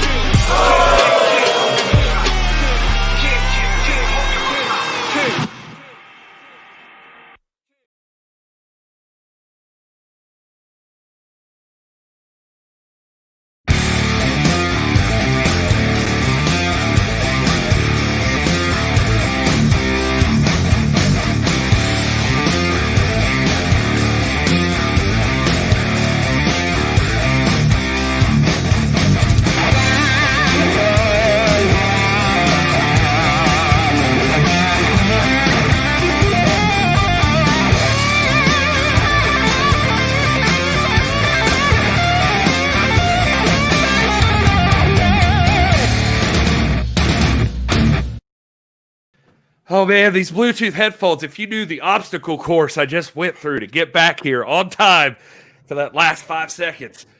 Holy crap. Talking about that Baby D Thunder Rosa match. I think we want to go get a little shot of tequila. Perfect. Tequila Gary is on the way, ladies and gentlemen. All right. Well, welcome back, everybody. And thanks so much for everybody who stuck around. You're still here with us. We're ready to talk about some more wrestling. Yeah. Let's see here. So I guess when you say that, by the way. What's that? What? When you say wrestling, it offends Will. Yeah. Oh yeah. Please don't say that. Also, I'd like to throw in, if you guys are not aware of that song, about what's it called again, Rob? It's called God Save the King by Zahir and Swami Barakas. Yeah, I always mess up the name, so I apologize to them, but I just want to make sure we got it right. And if I never have to hear Rob sing it again, it will be too soon. First of all, I got all the lyrics. That's all we heard all week. You don't have to hear me because they're playing this song on BBC right now, bro. BBC. Yeah, but not your version. BBC. What does BBC stand for? And Rob, it's not what you think. It's actually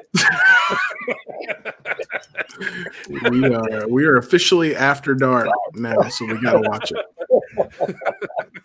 Oh man, it's a different channel than what you're used to, buddy. Yeah. So when we traveled up to Tennessee, Rob brought a really loud, nice Bluetooth speaker, and for the only purpose, I assume, was to play that song over and over. So he's getting those streams for sure. Oh man, yeah. So props to those guys. You'll hit 1 million plays pretty soon, and it's all going to be Stetson. Just 20,000 of them are mine for sure. Thank you, Craig. It's British Broadcasting for those of you who don't know. And is Tequila Gary better than Whiskey Gary? Will? Oh man, that's a tough. It's apples and oranges, man. Like it's two different Garys. They each have their own endearing qualities, as well as their own shadow sides. So you just have to you got to be careful. I'll tell you what, I'm not Gary. What version you don't want to see, and that's Hibachi Gary. Hibachi Nap Gary. Nap time.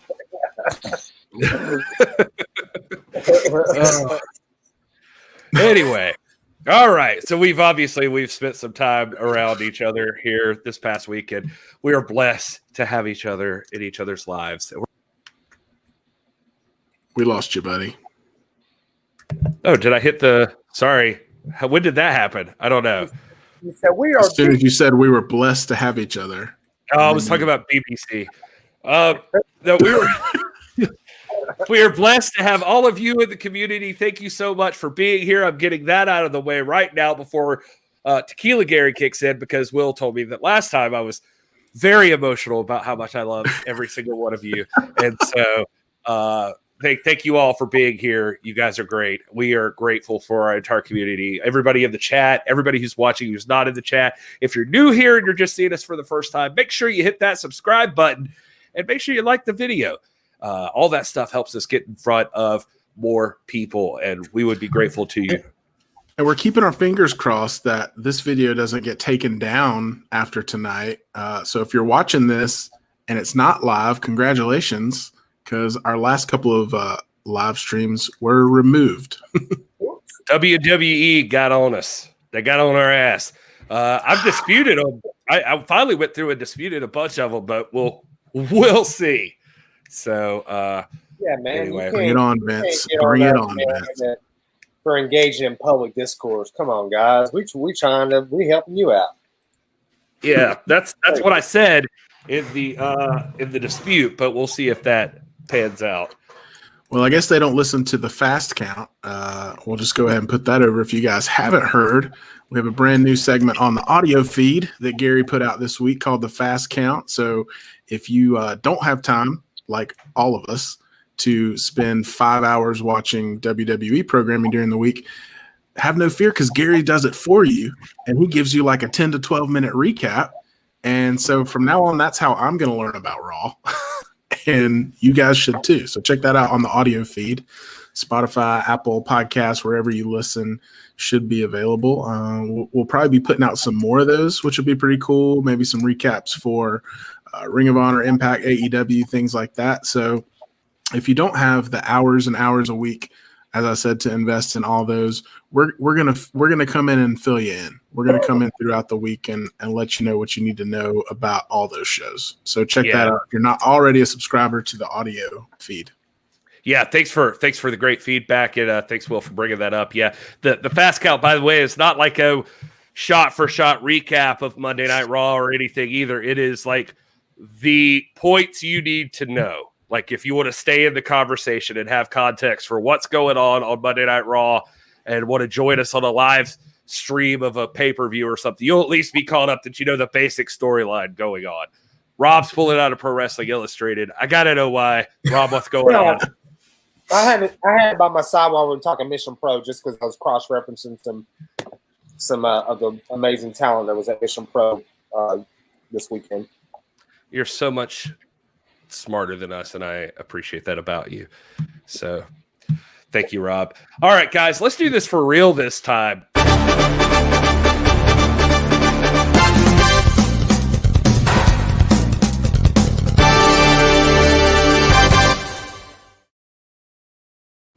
Hey, We're keeping you in the loop, everybody.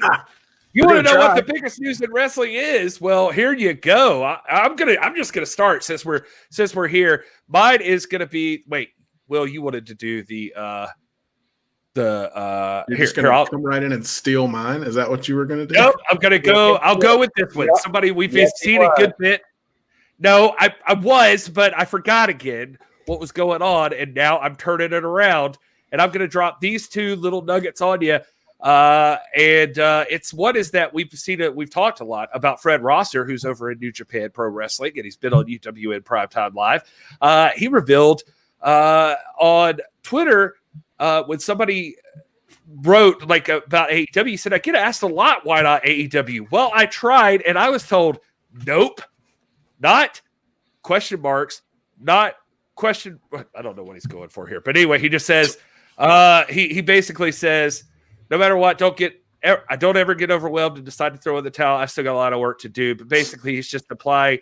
Oh, I see. So the article I was reading, the emojis didn't work. What they were was a not once, the hand signal for once, and not twice.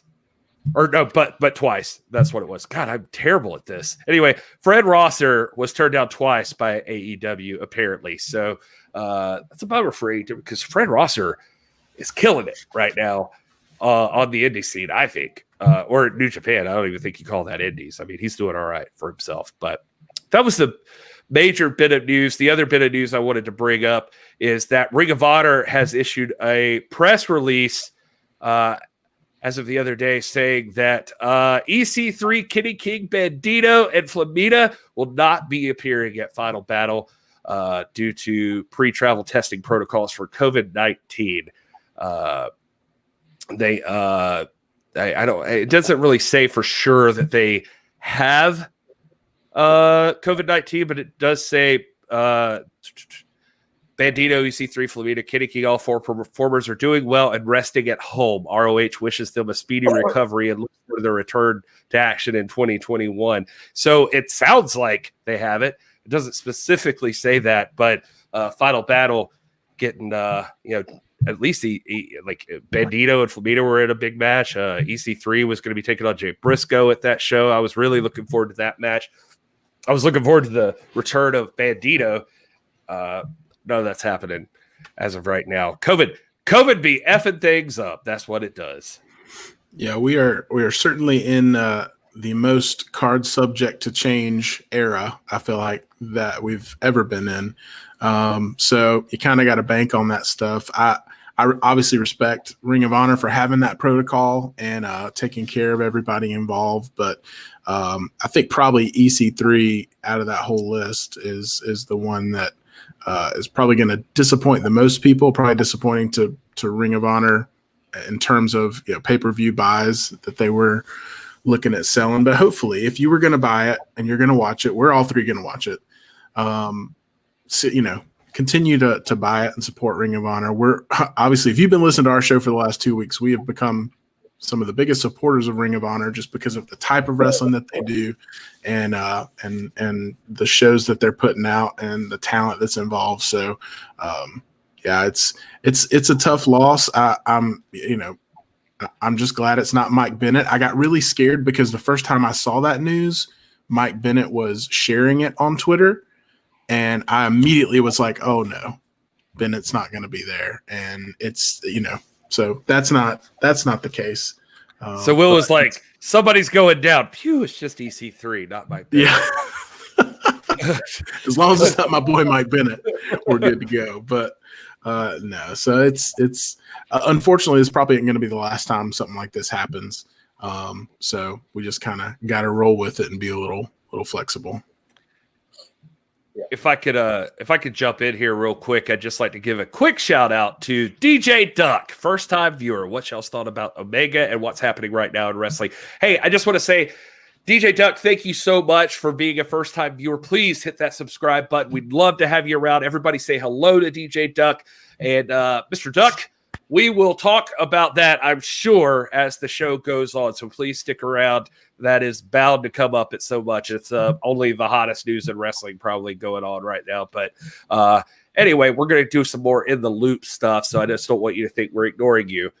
I saw that in there, and welcome, sir. Thank you for that. All right, who else has some news? Who wants to go next? I'll go since you didn't steal mine this time. Yeah. I actually have some news that nobody else has talked about yet. But yeah, some of you guys may have heard about this. I actually just heard about it today. But this is a story. The one that I'm quoting is from Mark Middleton over at WrestlingInc.com. But WWE Chairman and CEO Vince McMahon, ever heard of him, reportedly ordered some main roster superstars back to the WWE Performance Center for additional training this past week. McMahon recently, quote, threw a fit about the working ability of certain talents on the main roster, according to the Wrestling Observer newsletter. Vince said to be especially upset with some of the, quote, big guys, I'll try not to take offense to that, on the main roster, but there's no word yet on which superstars he specifically had an issue with. There actually is, I'll tell you.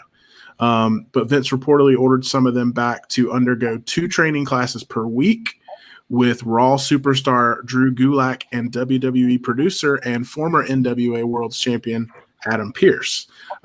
We did find out later in the week that the names on the list are surprisingly Keith Lee. That one blows my mind.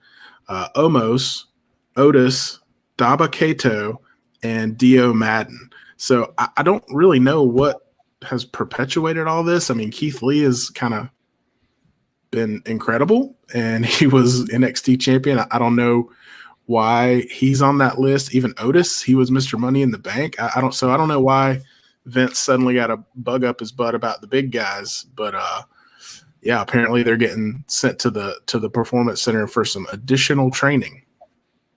So I don't know if you guys have thoughts on that. I have a theory, and that it's Vince McMahon is crazy. That's my theory. Senile. No, don't get me wrong. If he's basing Keith Lee's performances on Keith Lee and Monday Night Raw, then sure, maybe he's not living up to expectations. That's what we're all feeling, Vince, and it's because of you. That's because they changed his theme song and who they've put him against. So that's not really an indictment on Keith Lee. Right. Rob, you look so disappointed. Well, we called it. We said that Keith Lee, who was amazing, would go off and then somehow, some way, get lost in the shuffle, which WWE is so freaking perfect at doing, taking great talent and just abusing them and minimizing this so they can carry on these doggone dramatic passion plays that they think the people want to see. That in reality we really don't. I'm sure, a 12-year-old fanboy. So it's a shame because Keith Lee deserves better. Well, it's strange to me because, I don't know Vince, obviously. I don't know if y'all knew that. But, he word on the street is always he's a fan of the bigger guys, and he's always, that's been kind of his bread and butter when it comes to what he considers like a pro wrestler. And so I don't know what he's looking for or what mark that they're not meeting. I mean, to me, it's all the booking. It's not their performance. So I don't know, man. We'll see how all that pans out. But, I think Keith Lee deserves better. I think Otis deserves better. I mean, he won the Money in the Bank briefcase and then lost it to The Miz. I don't know if that was because of this kind of stuff, but yeah, not to speak out of turn. I mean, we've heard stories. I mean, personally, ourselves here, we know that quite a few people in the wrestling industry really think a lot of Otis. So as a performer and as a person, so it's you hate to see him minimized in any way because that's apparently he's a great guy. Big shout out real quick to the champ. Hey, the champ. Oh, all hail the king. Rob fixing his hat. I've just joined. What has he missed? Well, at the top of the show, we talked about Grimsley, Tennessee, and seeing your match against Brian Pillman Jr. We also had Brian Rosa on the chat. He joined us for a recap of Mission Pro Wrestling's Run It Back, and now we're just hitting wrestling news. During our break, we played your Bow Down to the King. God save the king. You're going to get it one of these days. Why can't I get the name of that song right? Mail it to you.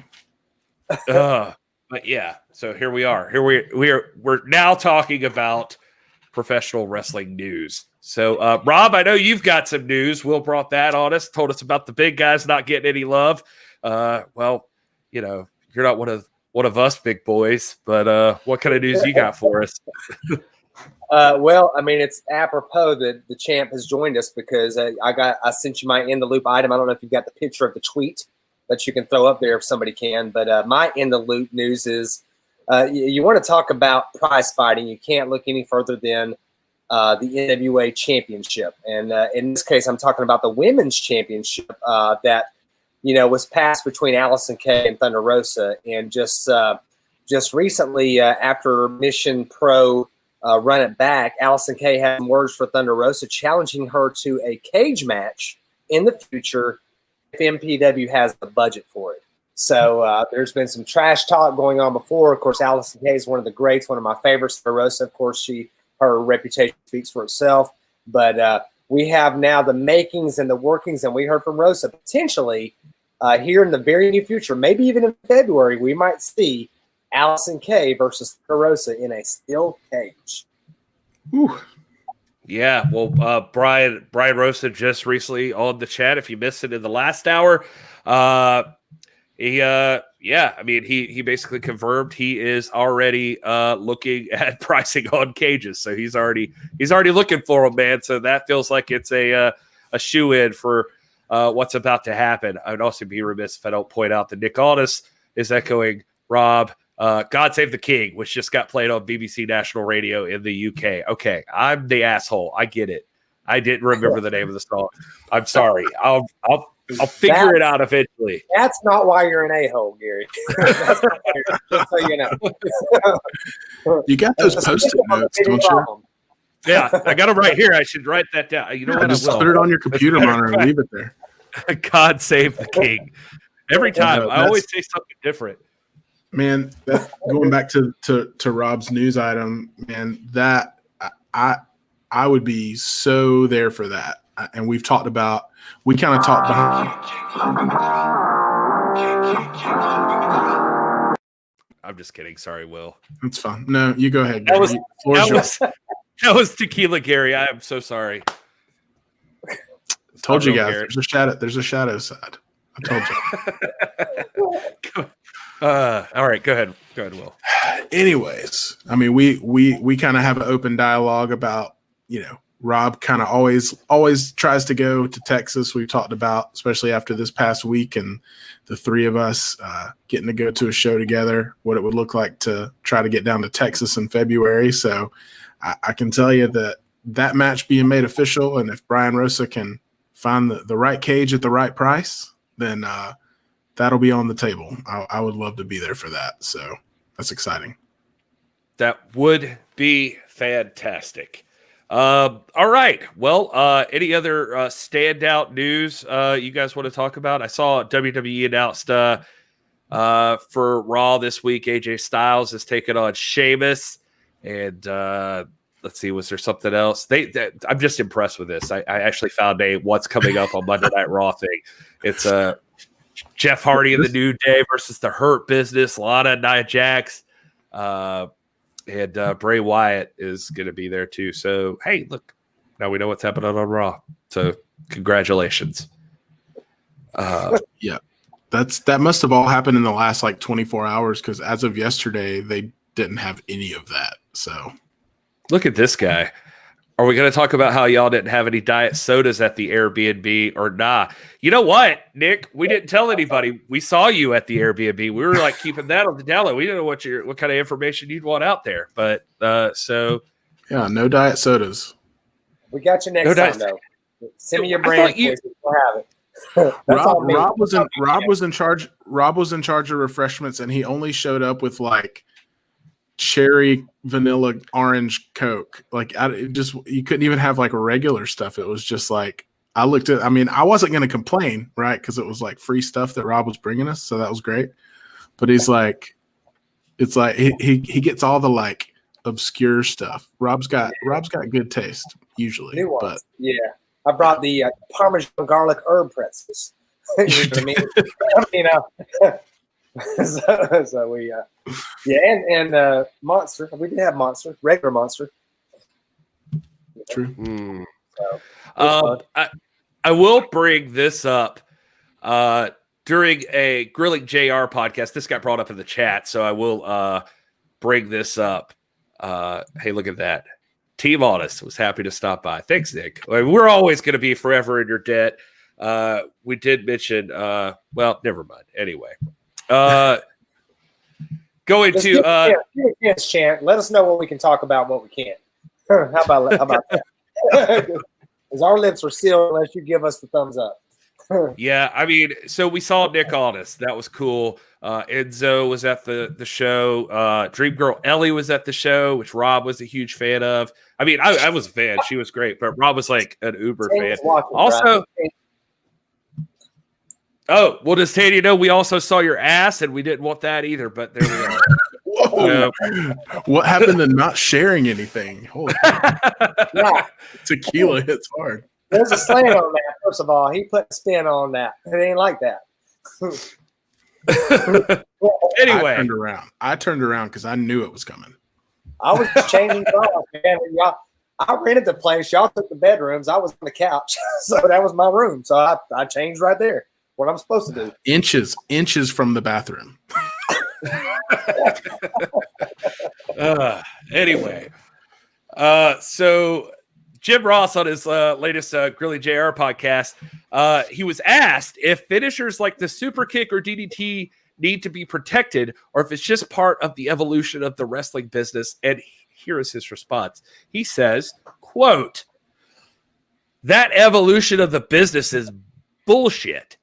Yes, they should be protected. The DDT is a finish. The super kick is just a part of the flow of the match. Now, nobody wins with it. What does that say to you? Does that say guys back in the day were more proficient delivering a DDT or a super kick than this generation where things were evolving?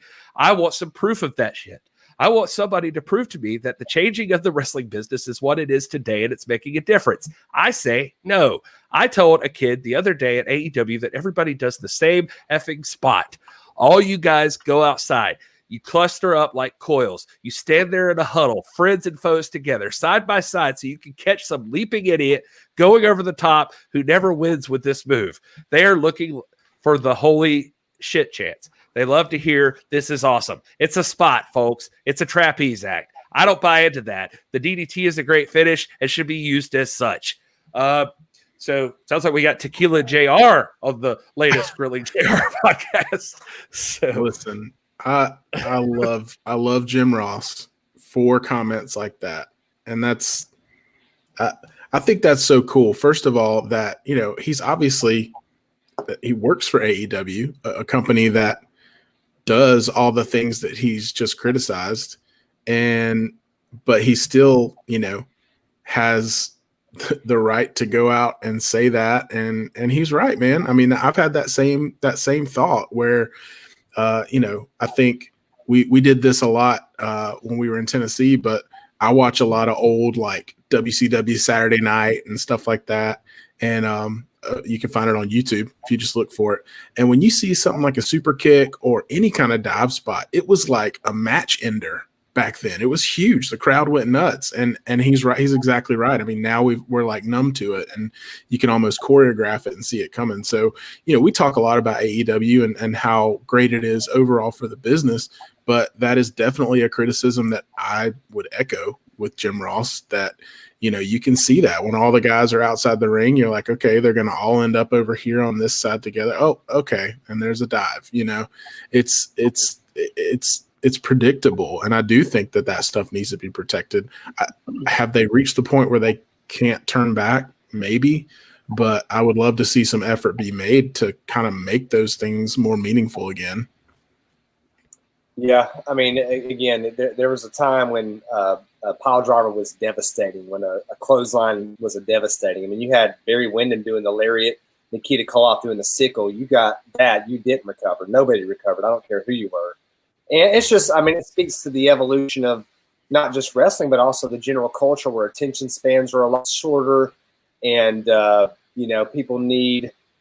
people can't tune in and watch a story being told in the match. I don't think it's extinguished. I mean, I still think you have it going on quite a bit. I mean, we watched Brian Pillman and Nick Aldis, for instance, here just the other night in person, and you're not seeing a lot of high-flying stuff going on. You're seeing some mat wrestling and some more slower paced storytelling. It was fantastic though, and there's still a palette for that, but more or less so simply because I think increasingly, and don't get me wrong, you have to keep the kids in mind, because kids are a big part of this market and a big part of what pro wrestling is about. I mean, I have kids and they're into it for that reason too, but there has to be a point where you've got to train kids to be able to follow a narrative and to be able to follow a story and to appreciate a lengthy match. And as a lifelong NWA fan, I mean, that was the thing we always stood by. That was, we were proud of. WWF was doing 5-minute matches with Hulk Hogan up north.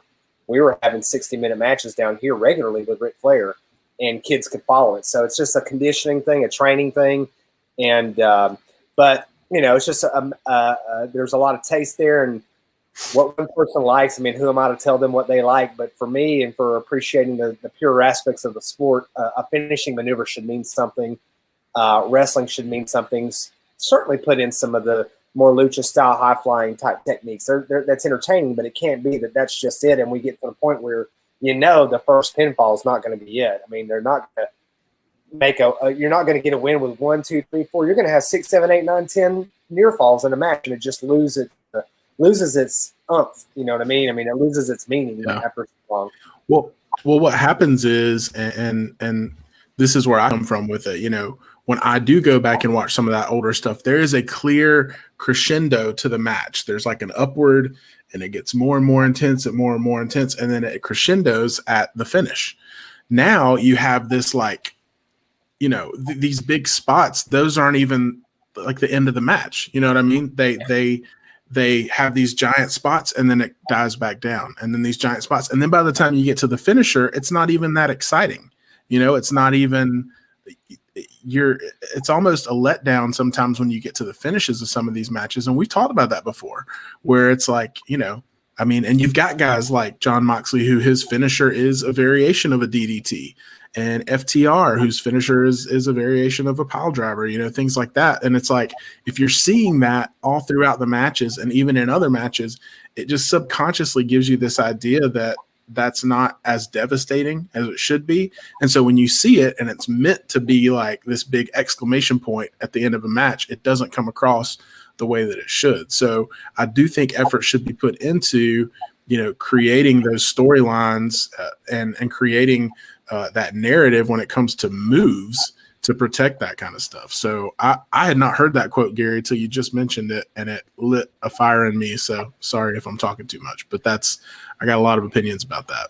No, that's what we're here for, man. We're here for the discussion. I mean, I always get a little torn because I want to try to be understanding of that things evolve and things move on. I mean, don't get me wrong. I get the old school guys. It's interesting. Like, you hear a guy like JR talk about this, and he's actually working for AEW, when it's a similar argument to like someone like a Jim Cornette, who's been railing about this exact same kind of stuff the whole time too.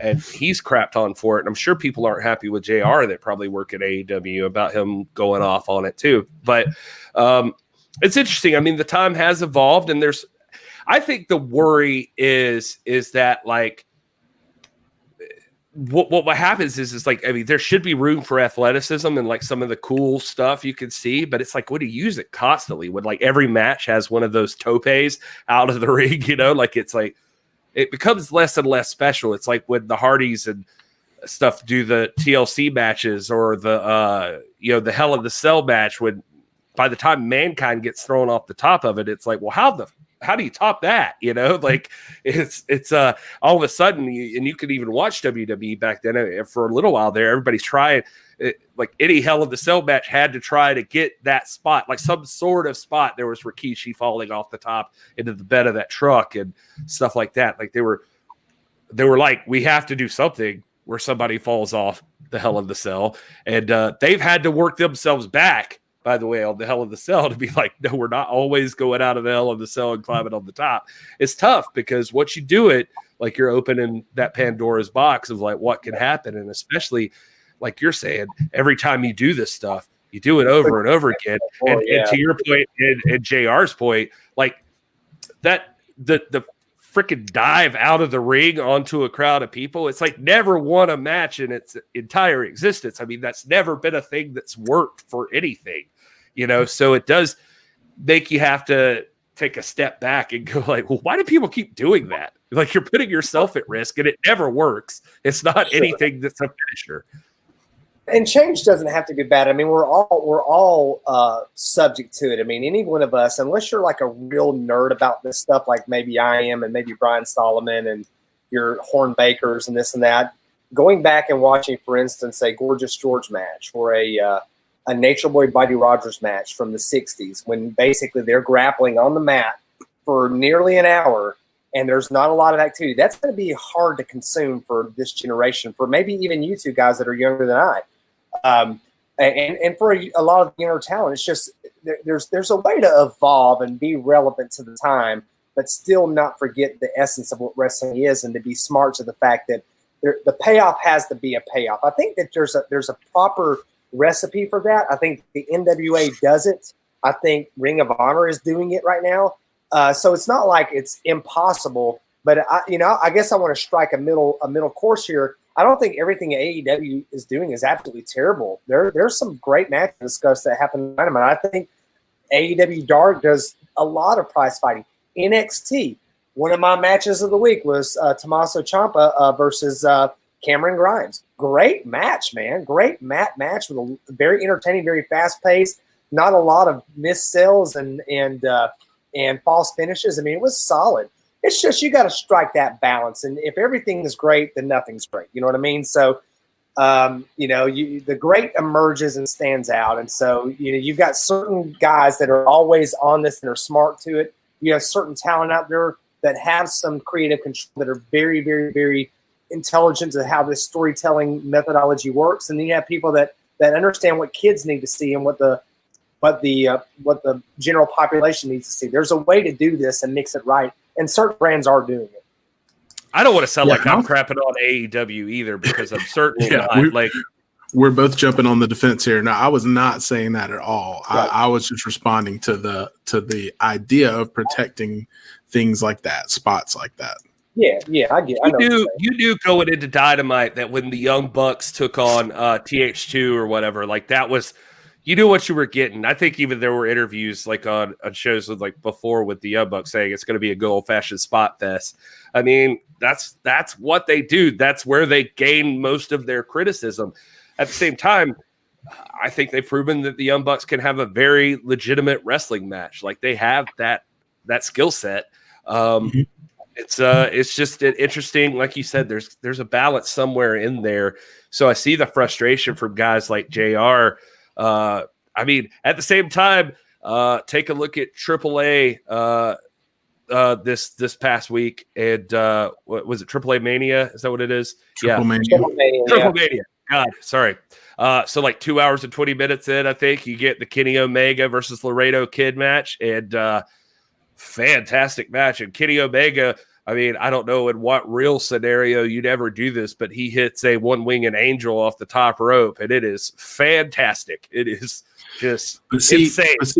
But see, that's an example of it still had this crescendo. I mean, it was for all intents and purposes, spot fest, but those guys have the ability to go in there and out spot themselves throughout the match. It still told a story that had an arc. And, my criticism is in some of these undercard matches where, these guys are a little more green. They're trying to get their legs under them when it comes to this stuff. I get that.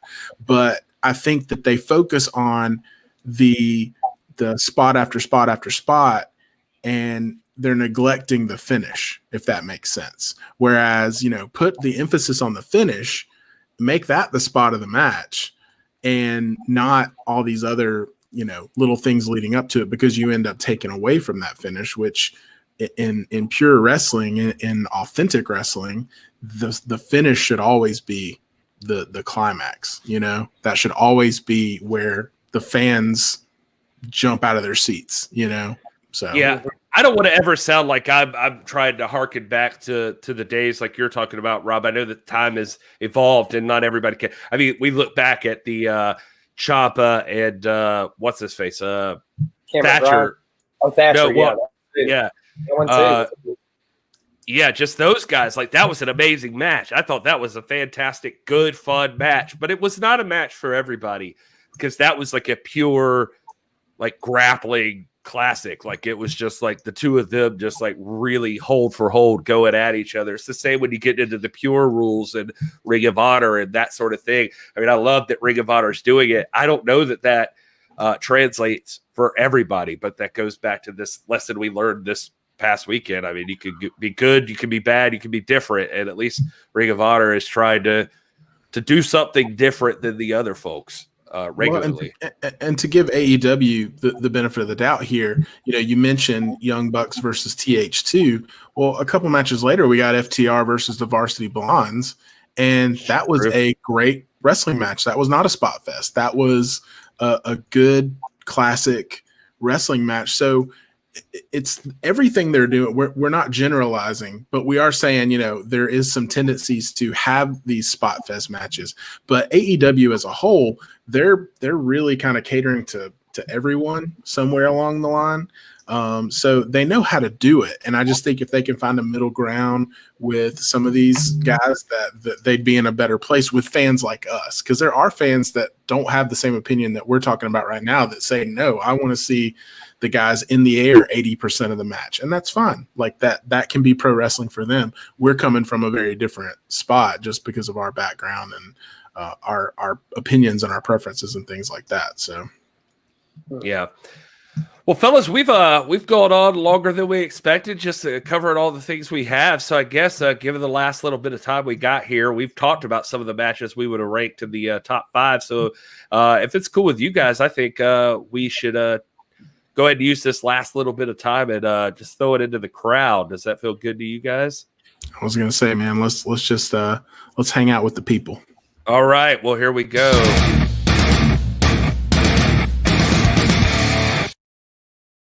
Falls Count Anywhere. We're going to the chat. What do you guys want to talk about? I'm going to scroll up and start back with some of your comments. And let's see here. The James Lawrence. Let's start with that guy. The evolution of wrestling. Looks like, Rob, can you see this over? Mm-hmm. Yeah. The evolution of wrestling looks like dance, not combat. What was really cool about me hanging out with Shane Douglas was his thoughts on AEW, since they waste too much energy to look fake. Yeah, James Lawrence apparently had dinner or lunch with Shane Douglas this past week, he said. So that's pretty cool. But yeah, Shane Douglas apparently having similar thoughts to Jim Ross there. Mm-hmm. Well, and that's a good point too about the energy. You do, I mean, it's a very athletic. It's an endurance sport, and you have to conserve that energy, and that might be a factor too. And the guys are expending all their energy on these big spots, and they get to the end, and they don't have the energy left to make it look as good as it needs to look. So that's a great point. You're walking a delicate tightrope here when we get into stuff like this, and we go back to our debate with Dave Marquez about fans and them not appreciating it. Ultimately, I mean, this is, it is part simulated combat sport. It is a sport, but it's also entertainment, and it's a product, it's a commodity to be sold and consumed by viewers. So it should tell a story. And I think in Shane Douglas, who I've had some time with in a car for a long, long time, and I respect, I've since forgiven him for Beltgate and all that, which can be probably the worst possible sin that you can do is desecrate that championship. But it's ironic to me that Shane Douglas, who is no stranger to controversy, and many people will look at the ECW style that he was so very much a part of as being a bane on the direction of and trajectory of pro wrestling. And I am one of those. I don't like the direction that ECW directed all of professional wrestling, because it pulled everything in that direction. I mean, it is the harbinger of the Attitude Era, of some of the stuff that was going on in WCW during the Vince Russo days. I mean, but it was, it's not something, and I watched it. I watched it when I was young, but looking back on it, I think those days were sort of a black spot, an ugly spot on wrestling, but it's just me. That's just my opinion. That appeals to a lot of people that I respect, like Eddie Kingston.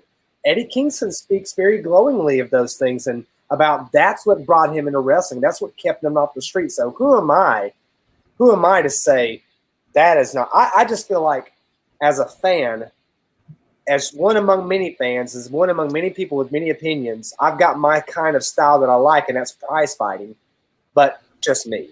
The world is big enough for all these different strands, and I just think that it's interesting that Shane Douglas is going to comment critically on anything, because he's probably, and again, I think that's freaking awesome that Lawrence got to spend that time with him. And again, I have too. He's very, very easy to engage, very cool, but it's not stuff that I like to digest. I actually would prefer probably some of what AEW is doing to that ECW style. No, definitely, I absolutely would prefer it. Yeah, the Lawrence saying he did address that ECW gave birth to a lot of garbage there, so that's interesting. Let's see. Let's go. Rob, I know you put in some time into this, so let's give you a chance to shine here on this one.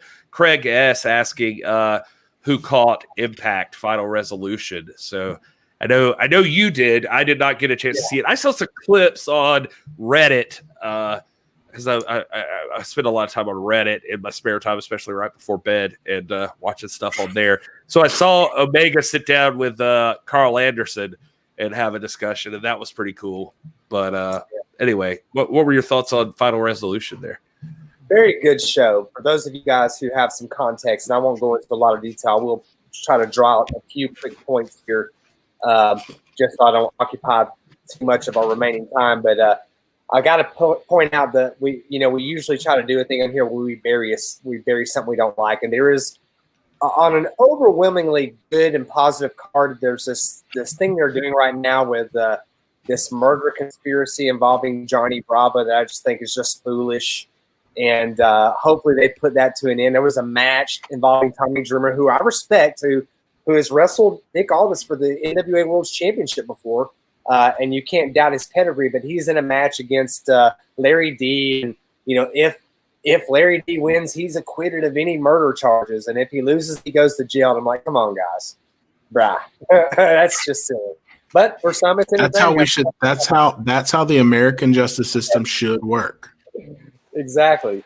That sounds like Trump in America, Rob. That's prize fighting right there. If I've ever heard of it.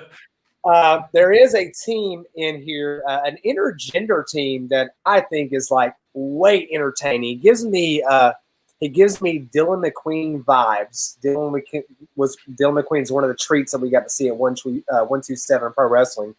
Very entertaining. But there's this team called the Influencers of Tennille Dashwood and Caleb with a K, who we know in NWA as Caleb Conley. We've seen him before. He was a mainstay in the early days of NWA Power. Now he's doing this influencer thing. I think this junk is funny as a mug, man. I'm over here rolling. My wife's rolling. My kids think that Tennille Dashwood is cool as can be. She's given big-time Britt Baker vibes. I mean, she is cool as can be. And they end up winning this match against Eddie Edwards and Alicia Edwards. Alicia, formerly one of the friends who was associated with the influencer. So that was kind of cool. That's one of the things I want to put over today. There is this very interesting Rohit Defeat Challenge, Final Rohit Defeat Challenge.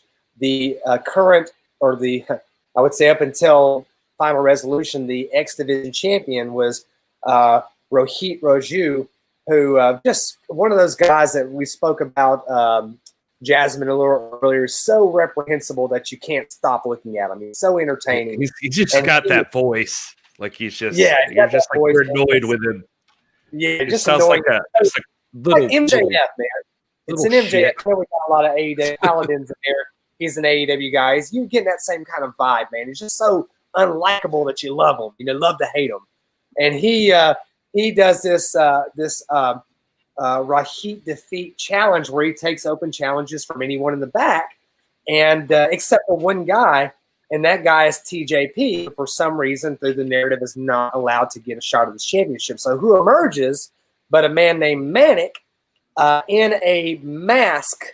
And this is, again, an old gimmick. This is very much an allusion to old references in the past, like the Patriot with Hogan and the Midnight Rider with Dusty Rhodes. Obviously, this is presumably TJP because he's got the exact same tattoo pattern, the same build, same mannerism, same style. And he comes in, and although TJP can't challenge for the X Division Championship, Manic can, and he does, and he, of course, wins this match and wins the championship. And then we have something I've seen referenced multiple times in the chat tonight, the Knockouts Championship match between Rosemary and Diana Purrazzo. And she is phenomenal. This is a big-time chick who is, and I don't mean any disrespect by saying chick, she's a fantastic wrestler, one of the best in the world, definitely putting off Camille vibes along with, I think, like Raquel Gonzalez from AEW or from WWE NXT. This is a larger, very strong woman who is very physical, and many people consider her to be the best in the world right now. And they wouldn't be, there's definitely an argument to make right there. So fantastic, man. I mean, this was Final Resolution was a lot of fun. Of course, my favorite event of the night probably happened at the conclusion of the World Championship. I'm sorry, forgive me. The Impact Championship match, which is an open weight title. They call it a world title, but it's not. Only if Magnus holds it, then it's a world title. But Woof. There you go. But between Chris Bay and Rich Swann, and this match is a lot of fun. It's very fast paced. It looks like a cruiserweight match. It goes on for close to 20 minutes. But my favorite point of this match is at the end after Swann wins it very cleanly. Something you don't see a lot of, clean finishes, and this was a clean match. But Moose comes out carrying that TNA Heavyweight Championship. And it's just massive compared to the Impact title. It's bigger. Moose is a big guy. He holds both belts, hands the Impact belt to Swann. And then there's obviously the stare down and the presumable showdown coming between Swann and Moose for what would be the undisputed Impact title, I would imagine. Not a bad. That feels like it needs to happen. I feel like we need to see Moose, and I like Moose. I think Moose is cool. Honestly, myself, I like his just I don't know, his power. Like he looks like a badass. He doesn't smoke, he doesn't drink, he doesn't do drugs. His only vice. Oh, to Lord. here in Swami Baracus is claiming to be the real world champion. And we know that there's only one of those. You're not quoting them. You're quoting the champ. That was his quote. Right. Exactly. That's right. You're right. Yeah. Talk about Eli Drake. Oh man. Anyway, all right. Well, I want to jump in here and really quick because I just saw this. But Dax Harwood, I guess is his name now, right? From FTR. yeah. He tweeted a reply. This was 8 hours ago, but I just saw it to the response to JR's comments that you just mentioned. And this is just great. This is why FTR is the #1 tag team in the world. But he said, imagine not listening to criticism from the men and women who've shaped our profession and paved the road that allows you to make a living just because they hurt your feelings. Whew. Listen. Knows what he's talking about. Anyways, proceed. No, that's interesting. Good old That Dax. just got me going. Let's see here. So next up on the list, I did want to give a shout out to our friend DJ Duck, who's a first-time viewer tonight. Do you think we'll get Aldis versus Omega or Bullet Club reunion at AEW, NWA Impact, AAA, NJPW takeover? I think it'd be fun to see. I think anything's on the table right now. We talked about this pretty at length when we were hanging out this week, I think. I mean, gosh, I don't think there's anybody who wouldn't want to see that. My question is, how do we get there? And does it make sense? What does that look like? I mean, I think I gave my opinions on Wednesday about the whole belt collector thing. I'm not a huge fan of that angle because it doesn't feel sustainable. But I don't know. I don't know personally if I would want to see the 10 pounds of gold get caught up in that whole storyline, because I feel like it may devalue it. I mean, I did watch, Kenny Omega, the match from last night at Triple Mania, and it was great. And that AAA title is prestigious and everything like that. But it seems like this whole storyline is to make the AEW world title look like the supreme title. And I just don't know if I would want right now for the 10 pounds of gold to get caught up in that. I don't know. What are your guys' thoughts? I mean, I agree with you. Everything you said, I think we mentioned that, like you said, on Wednesday. I think probably very closely aligned to what you're thinking. I think when it comes to the potential for Omega and an Aldis, when you're at that level, when you're at the level of a Kenny Omega, a Cody, a Mike Bennett and Nick Aldis, the world is very small. They're all comrades. They are in conversation with each other. They all watch each other with great respect and interest. And I would just say that, anything's possible these days, man. Anything's possible. I mean, in 2021, who knows what's going to happen? I would say that the universal esteem that guys like Kenny Omega have for the NWA championship, which he does, he's said before, would certainly not preclude an opportunity to see this match. Right now, Kenny Omega is everywhere, man. He's in AAA. He's in Japan. He's obviously holding the AEW championship. He's one of the hottest commodities. I think we said it the other day. I think this attitude change is the missing ingredient to making his character really more intriguing to people like us. And the only thing is that you got a guy with a lot of attitude like Omega and a guy with a lot of attitude like Aldis. And I'm not sure that that's the right chemistry right now, but it would be a lot of fun. And gosh, man, who wouldn't want to see that? And you got two guys that I think both, if things could be arranged in the right way and all, the world being equal and people being behind it, you got two guys like Aldis and Omega who would love to make it happen and are in position to make it happen. So who knows? It's possible. Yes. Probable. Gosh, I don't know, man. Yeah, it's tough to say. I mean, I don't think it's the most improbable thing in the world. I mean, like you're talking about. I mean, you're already talking about a company that has a open relationship with the NWA right now. AEW and NWA clearly can work together and are working together.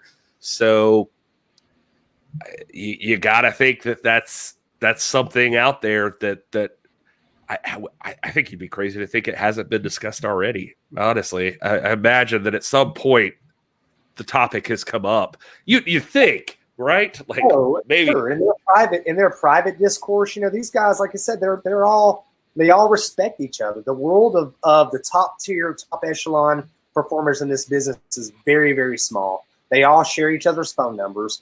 They're all chatting back and forth. They're all fantasy booking themselves. And I guarantee you Aldis and Omega have talked. I guarantee you they have. Brian Lang would like to hear our impressions of the entrance and fan reaction to Dylan McQueen. Stirring things up.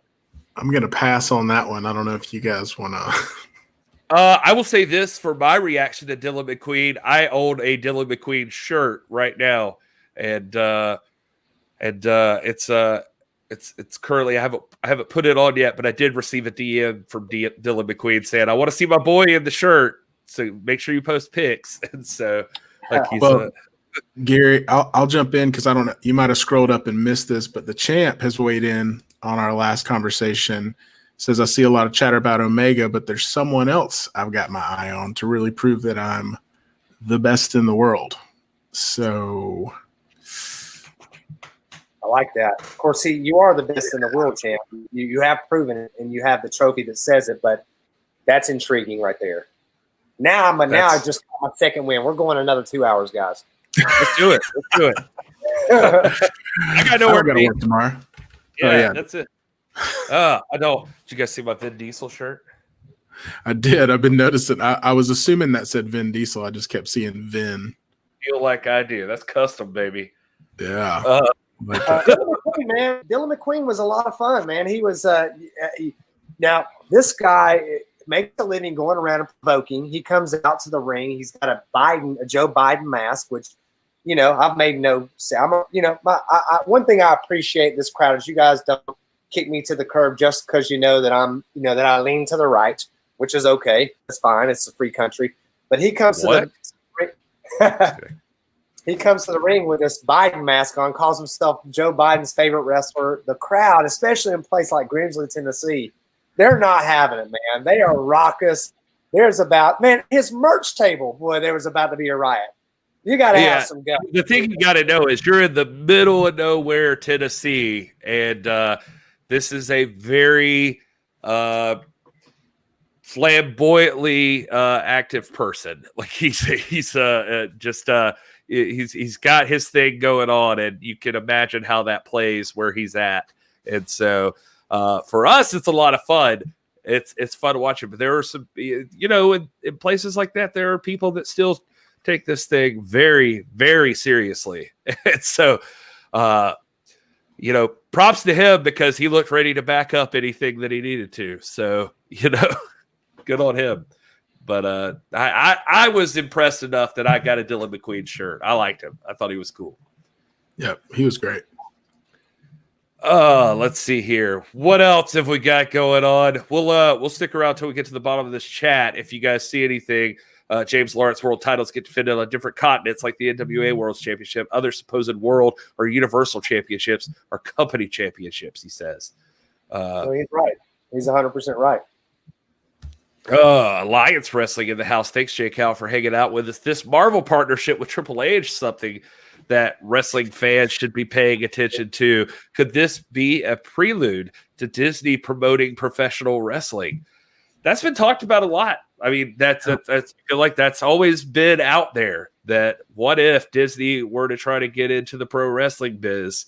And I think Will and I actually in the car had a conversation about like who would possibly buy WWE, and Disney was one of those names out there. Like as who's going to drop $4 billion on a company to own it and just run it. And I don't know. It's a tough place to be because I don't believe in companies owning a monopoly over anything, especially entertainment. But it makes me sound like I'm a capitalist, and I don't want Rob to think that. And but I'll tell you what, if you saw any of the announcements this past week from Disney Plus, like with the new Marvel TV shows and the new Star Wars shows and Pixar shows, I'm just like sitting over here like, like 2021, my year, baby. Anyway, hope COVID don't get me before I get to see the new Star Wars stuff. But anyway, Will, you got to catch up, man. Bunch of new Star Wars stuff coming out, so you have to jump on the bandwagon, pal. Oh yeah, let me do that right now. Boop, boop, boop, boop, boop. That's how it works. Front row wants to see Deonna Purrazzo versus Thunder Rosa. Me too. Oh, we all. Deonna Purrazzo is she's at the top of my list. I've been a fan of hers since I first saw her in Ring of Honor, and I'm beyond happy that she's getting the attention she deserves right now. So that would be a dream match for me, seeing those two ladies go toe to toe. So I'm going to throw to Roxas 79 here and tell you guys, help me out here. What am I missing? Because I may have missed Aldis's, like what he was going for here. But Roxas 79 says, how does one be considered one of the best in the world when they couldn't hack it in NXT. A great performer should be able to thrive in any scenario, in my opinion. What is he talking about? I'm not sure, but NXT is not the measuring stick in pro wrestling. So I'll disagree with you on that one. There's been plenty of people who didn't hack it in NXT and became superstars. So, Interesting. Wonder. Weird. Willa Goblin says Star Wars sucks now that Disney took over, but Lucas was the first to ruin the franchise. So there you go. Just note that. Maybe I shouldn't watch it. All right, folks, if there's any other stuff you want to get in, now is the time to jump in on it. Who do you think Nick Aldis is talking about there in the chat when he talks about the best in the world? I hope he's talking about Okada. Yeah. What about CM Punk, who's been in the news recently? He was on Renee Paquette's show talking about his interest in pro wrestling again. Did you guys see that? Yeah, I saw it. Well, don't sound too excited. That's not. I don't want to see Nick Aldis versus CM Punk if that's what you're asking. Well, all right. That's a hot take. I would watch it. I'm just saying. There's a long list of people I'd rather see before that, active wrestlers who have wrestled in the last decade. Shoot, man. There's some I'd like to see too that I'd like that might not be active. Like I've always thought about like seeing the Great Muta come back, against, because they had that little exchange with each other. Aldis and Muta did, some time back, and obviously we see Jericho's name being tossed about. That would be freaking amazing. Well, James Lawrence says it's Jericho. DJ Duck says CM Punk. Paladin says it's Cody. Brian Rosa says it's Orange Cassidy. It's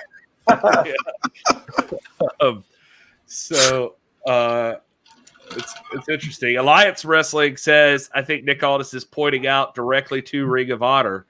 So would you think Roosh then? Gosh, man. Because Rushin,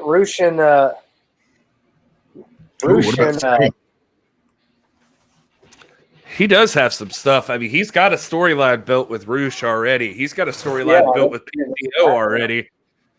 All this has got unfinished business in Ring of Honor. So yeah, he's done. He's one of only 2 or 3 men to make Sting submit ever. So I don't know that the Sting thing would be a deal, but that'd be intriguing. No, of course, man. Not Sting at 61. But yeah, I'm not part of that. But Roosh, man, that'd be, because they had a little alliance there for a while, right? When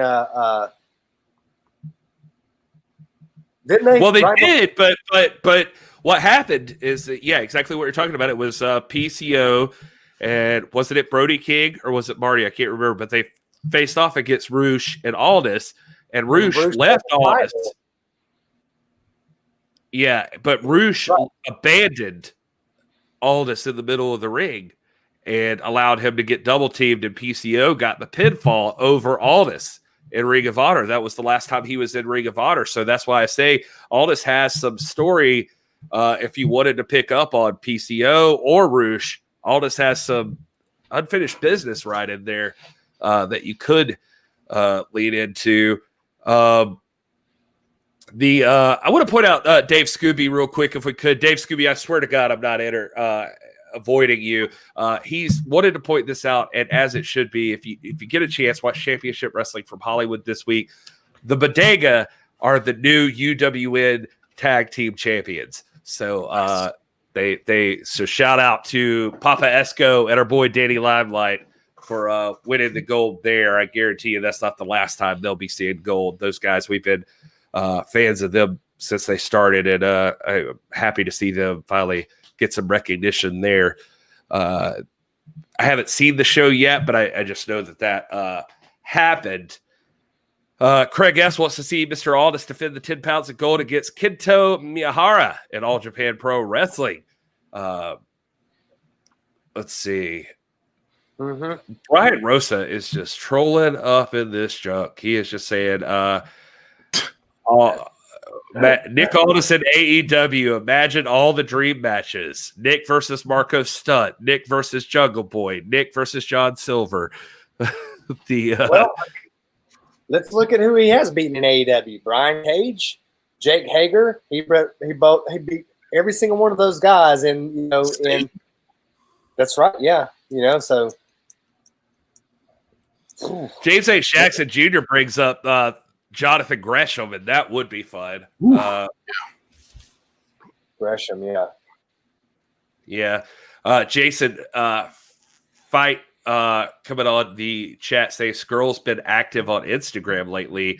If and when he returns to ROH, do you think they finish the storyline in 2021? That's an interesting question. Do you think they – it's a tough one. I'm on the fence about that. Yeah, they built all up to it. The pandemic just like shut it down. They had put in a lot of work into that. Yeah, I think we'll see. I think we'll see it because it was a good rivalry, and the match that they had was timeless. And again, this was what we were expecting at Crockett Cup. I think they've got unfinished business. We're going to see it again. Willie Bowen wants to see Brian Pillman versus Nick Aldis. Willie Bowen, I'm going to ask you to check out this show a little bit later and go back to the front of the show. We just saw that match on Thursday. We were there live. We saw Brian Pillman versus Nick Aldis, and Brian Pillman did not succeed. Sorry to break it to you. But Rob is still with us, so the champ is still the champ. That's how you know. Anybody seen Stinson, man? We ain't seen her for this Thursday. I'm worried about it. If that counter ever drops and we show up looking like this, all drop the belt. That's it. Does Karrion Kross regain the NXT title soon? Yes. Good question. Yeah. Yes, he does. And because he should have never lost it. But he and the Smoke Show are buddy. And he's back this Wednesday, right? He's back. Yeah. Back in returns, man. You had Killian Dane, you had Finn Balor, and you had Karrion Kross all make the returns to NXT. Yep, that is true. And let's see here. What else? He was talking about Deonna Purrazzo earlier when he was talking about the not hacking it at NXT thing. Yeah, I saw that. I will also come to her defense and say, and I'm not sure if this is what you're saying, Rock says, but Deonna Purrazzo was great in NXT. She actually debuted on the main roster before she was fired, along with Rusev and all these other EC3, all these other names who are outshining anything they ever did in WWE. So again, I don't think being able to hack it in NXT is the measuring stick for greatness. Deonna Purrazzo's incredible, and just because she wasn't given the time to shine doesn't mean she's not good. So I don't know if that's what you're saying or implying, or if it was like a tongue-in-cheek comment, but that's my take on that. The virtuoso is the real deal. I think you just have to watch her when given the opportunity to be out there. Like this Rosemary match, man, it was a great match. There were so many good matches that, we normally do our top 5 of the week, man. I had a hard time nailing it down to 5. I had like 20 honorable mentions. Well, we're out of time. We are out of time. We have gone over a little bit just to hang out with you folks, and we're grateful to every single person who joined us today. Thank you so much for being here. And we got some great coverage with the great Brian Rosa. We want to give a shout out to Mission Pro Wrestling, as always. Thunder Rosa, Brian Cervantes, great friends of the show. We can't say enough good things about those folks. God bless you for being here, and thanks for joining us for a recap of Run It Back. Rob gave us a great rundown on Impact's final resolution there. We covered some big news in the show.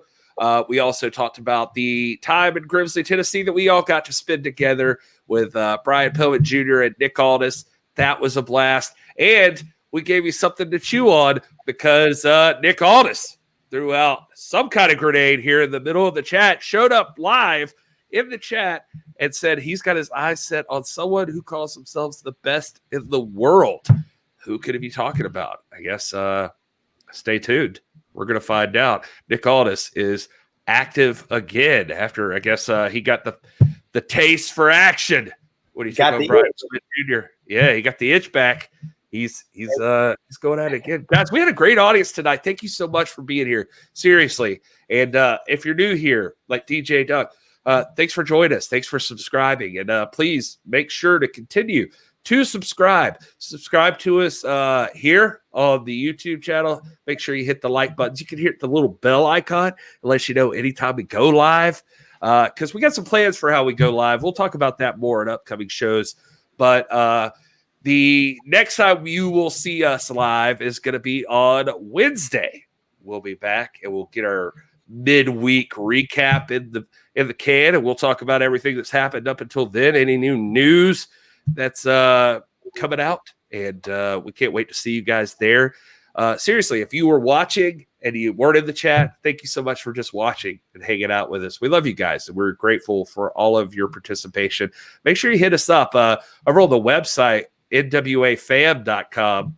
You can hit us up there. We've got great merch there, really, really cool designs and stuff I think you'll dig. Will worked hard on that stuff, and it looks really, really good. And make sure if you're still looking for a Christmas present for Dad, he needs to trim the hedges, if you know what I'm saying. So hit up manscaped.com. They got some great deals, some great packages over there. No pun intended. But use the promo code NWAPod. You get 20% off and free shipping. Guys, you have anything else you wanted to add for the people before we cut out here? No, just thanks for joining. It's always fun to hang out with everyone. Thanks to Brian Rosa for joining us. That was a treat. And can't wait to talk some more wrestling on Wednesday. I did that just for you, Rob. Wrestling. Yeah, it's nice to meet Brian Lang, too, by the way, just to throw that out, as always.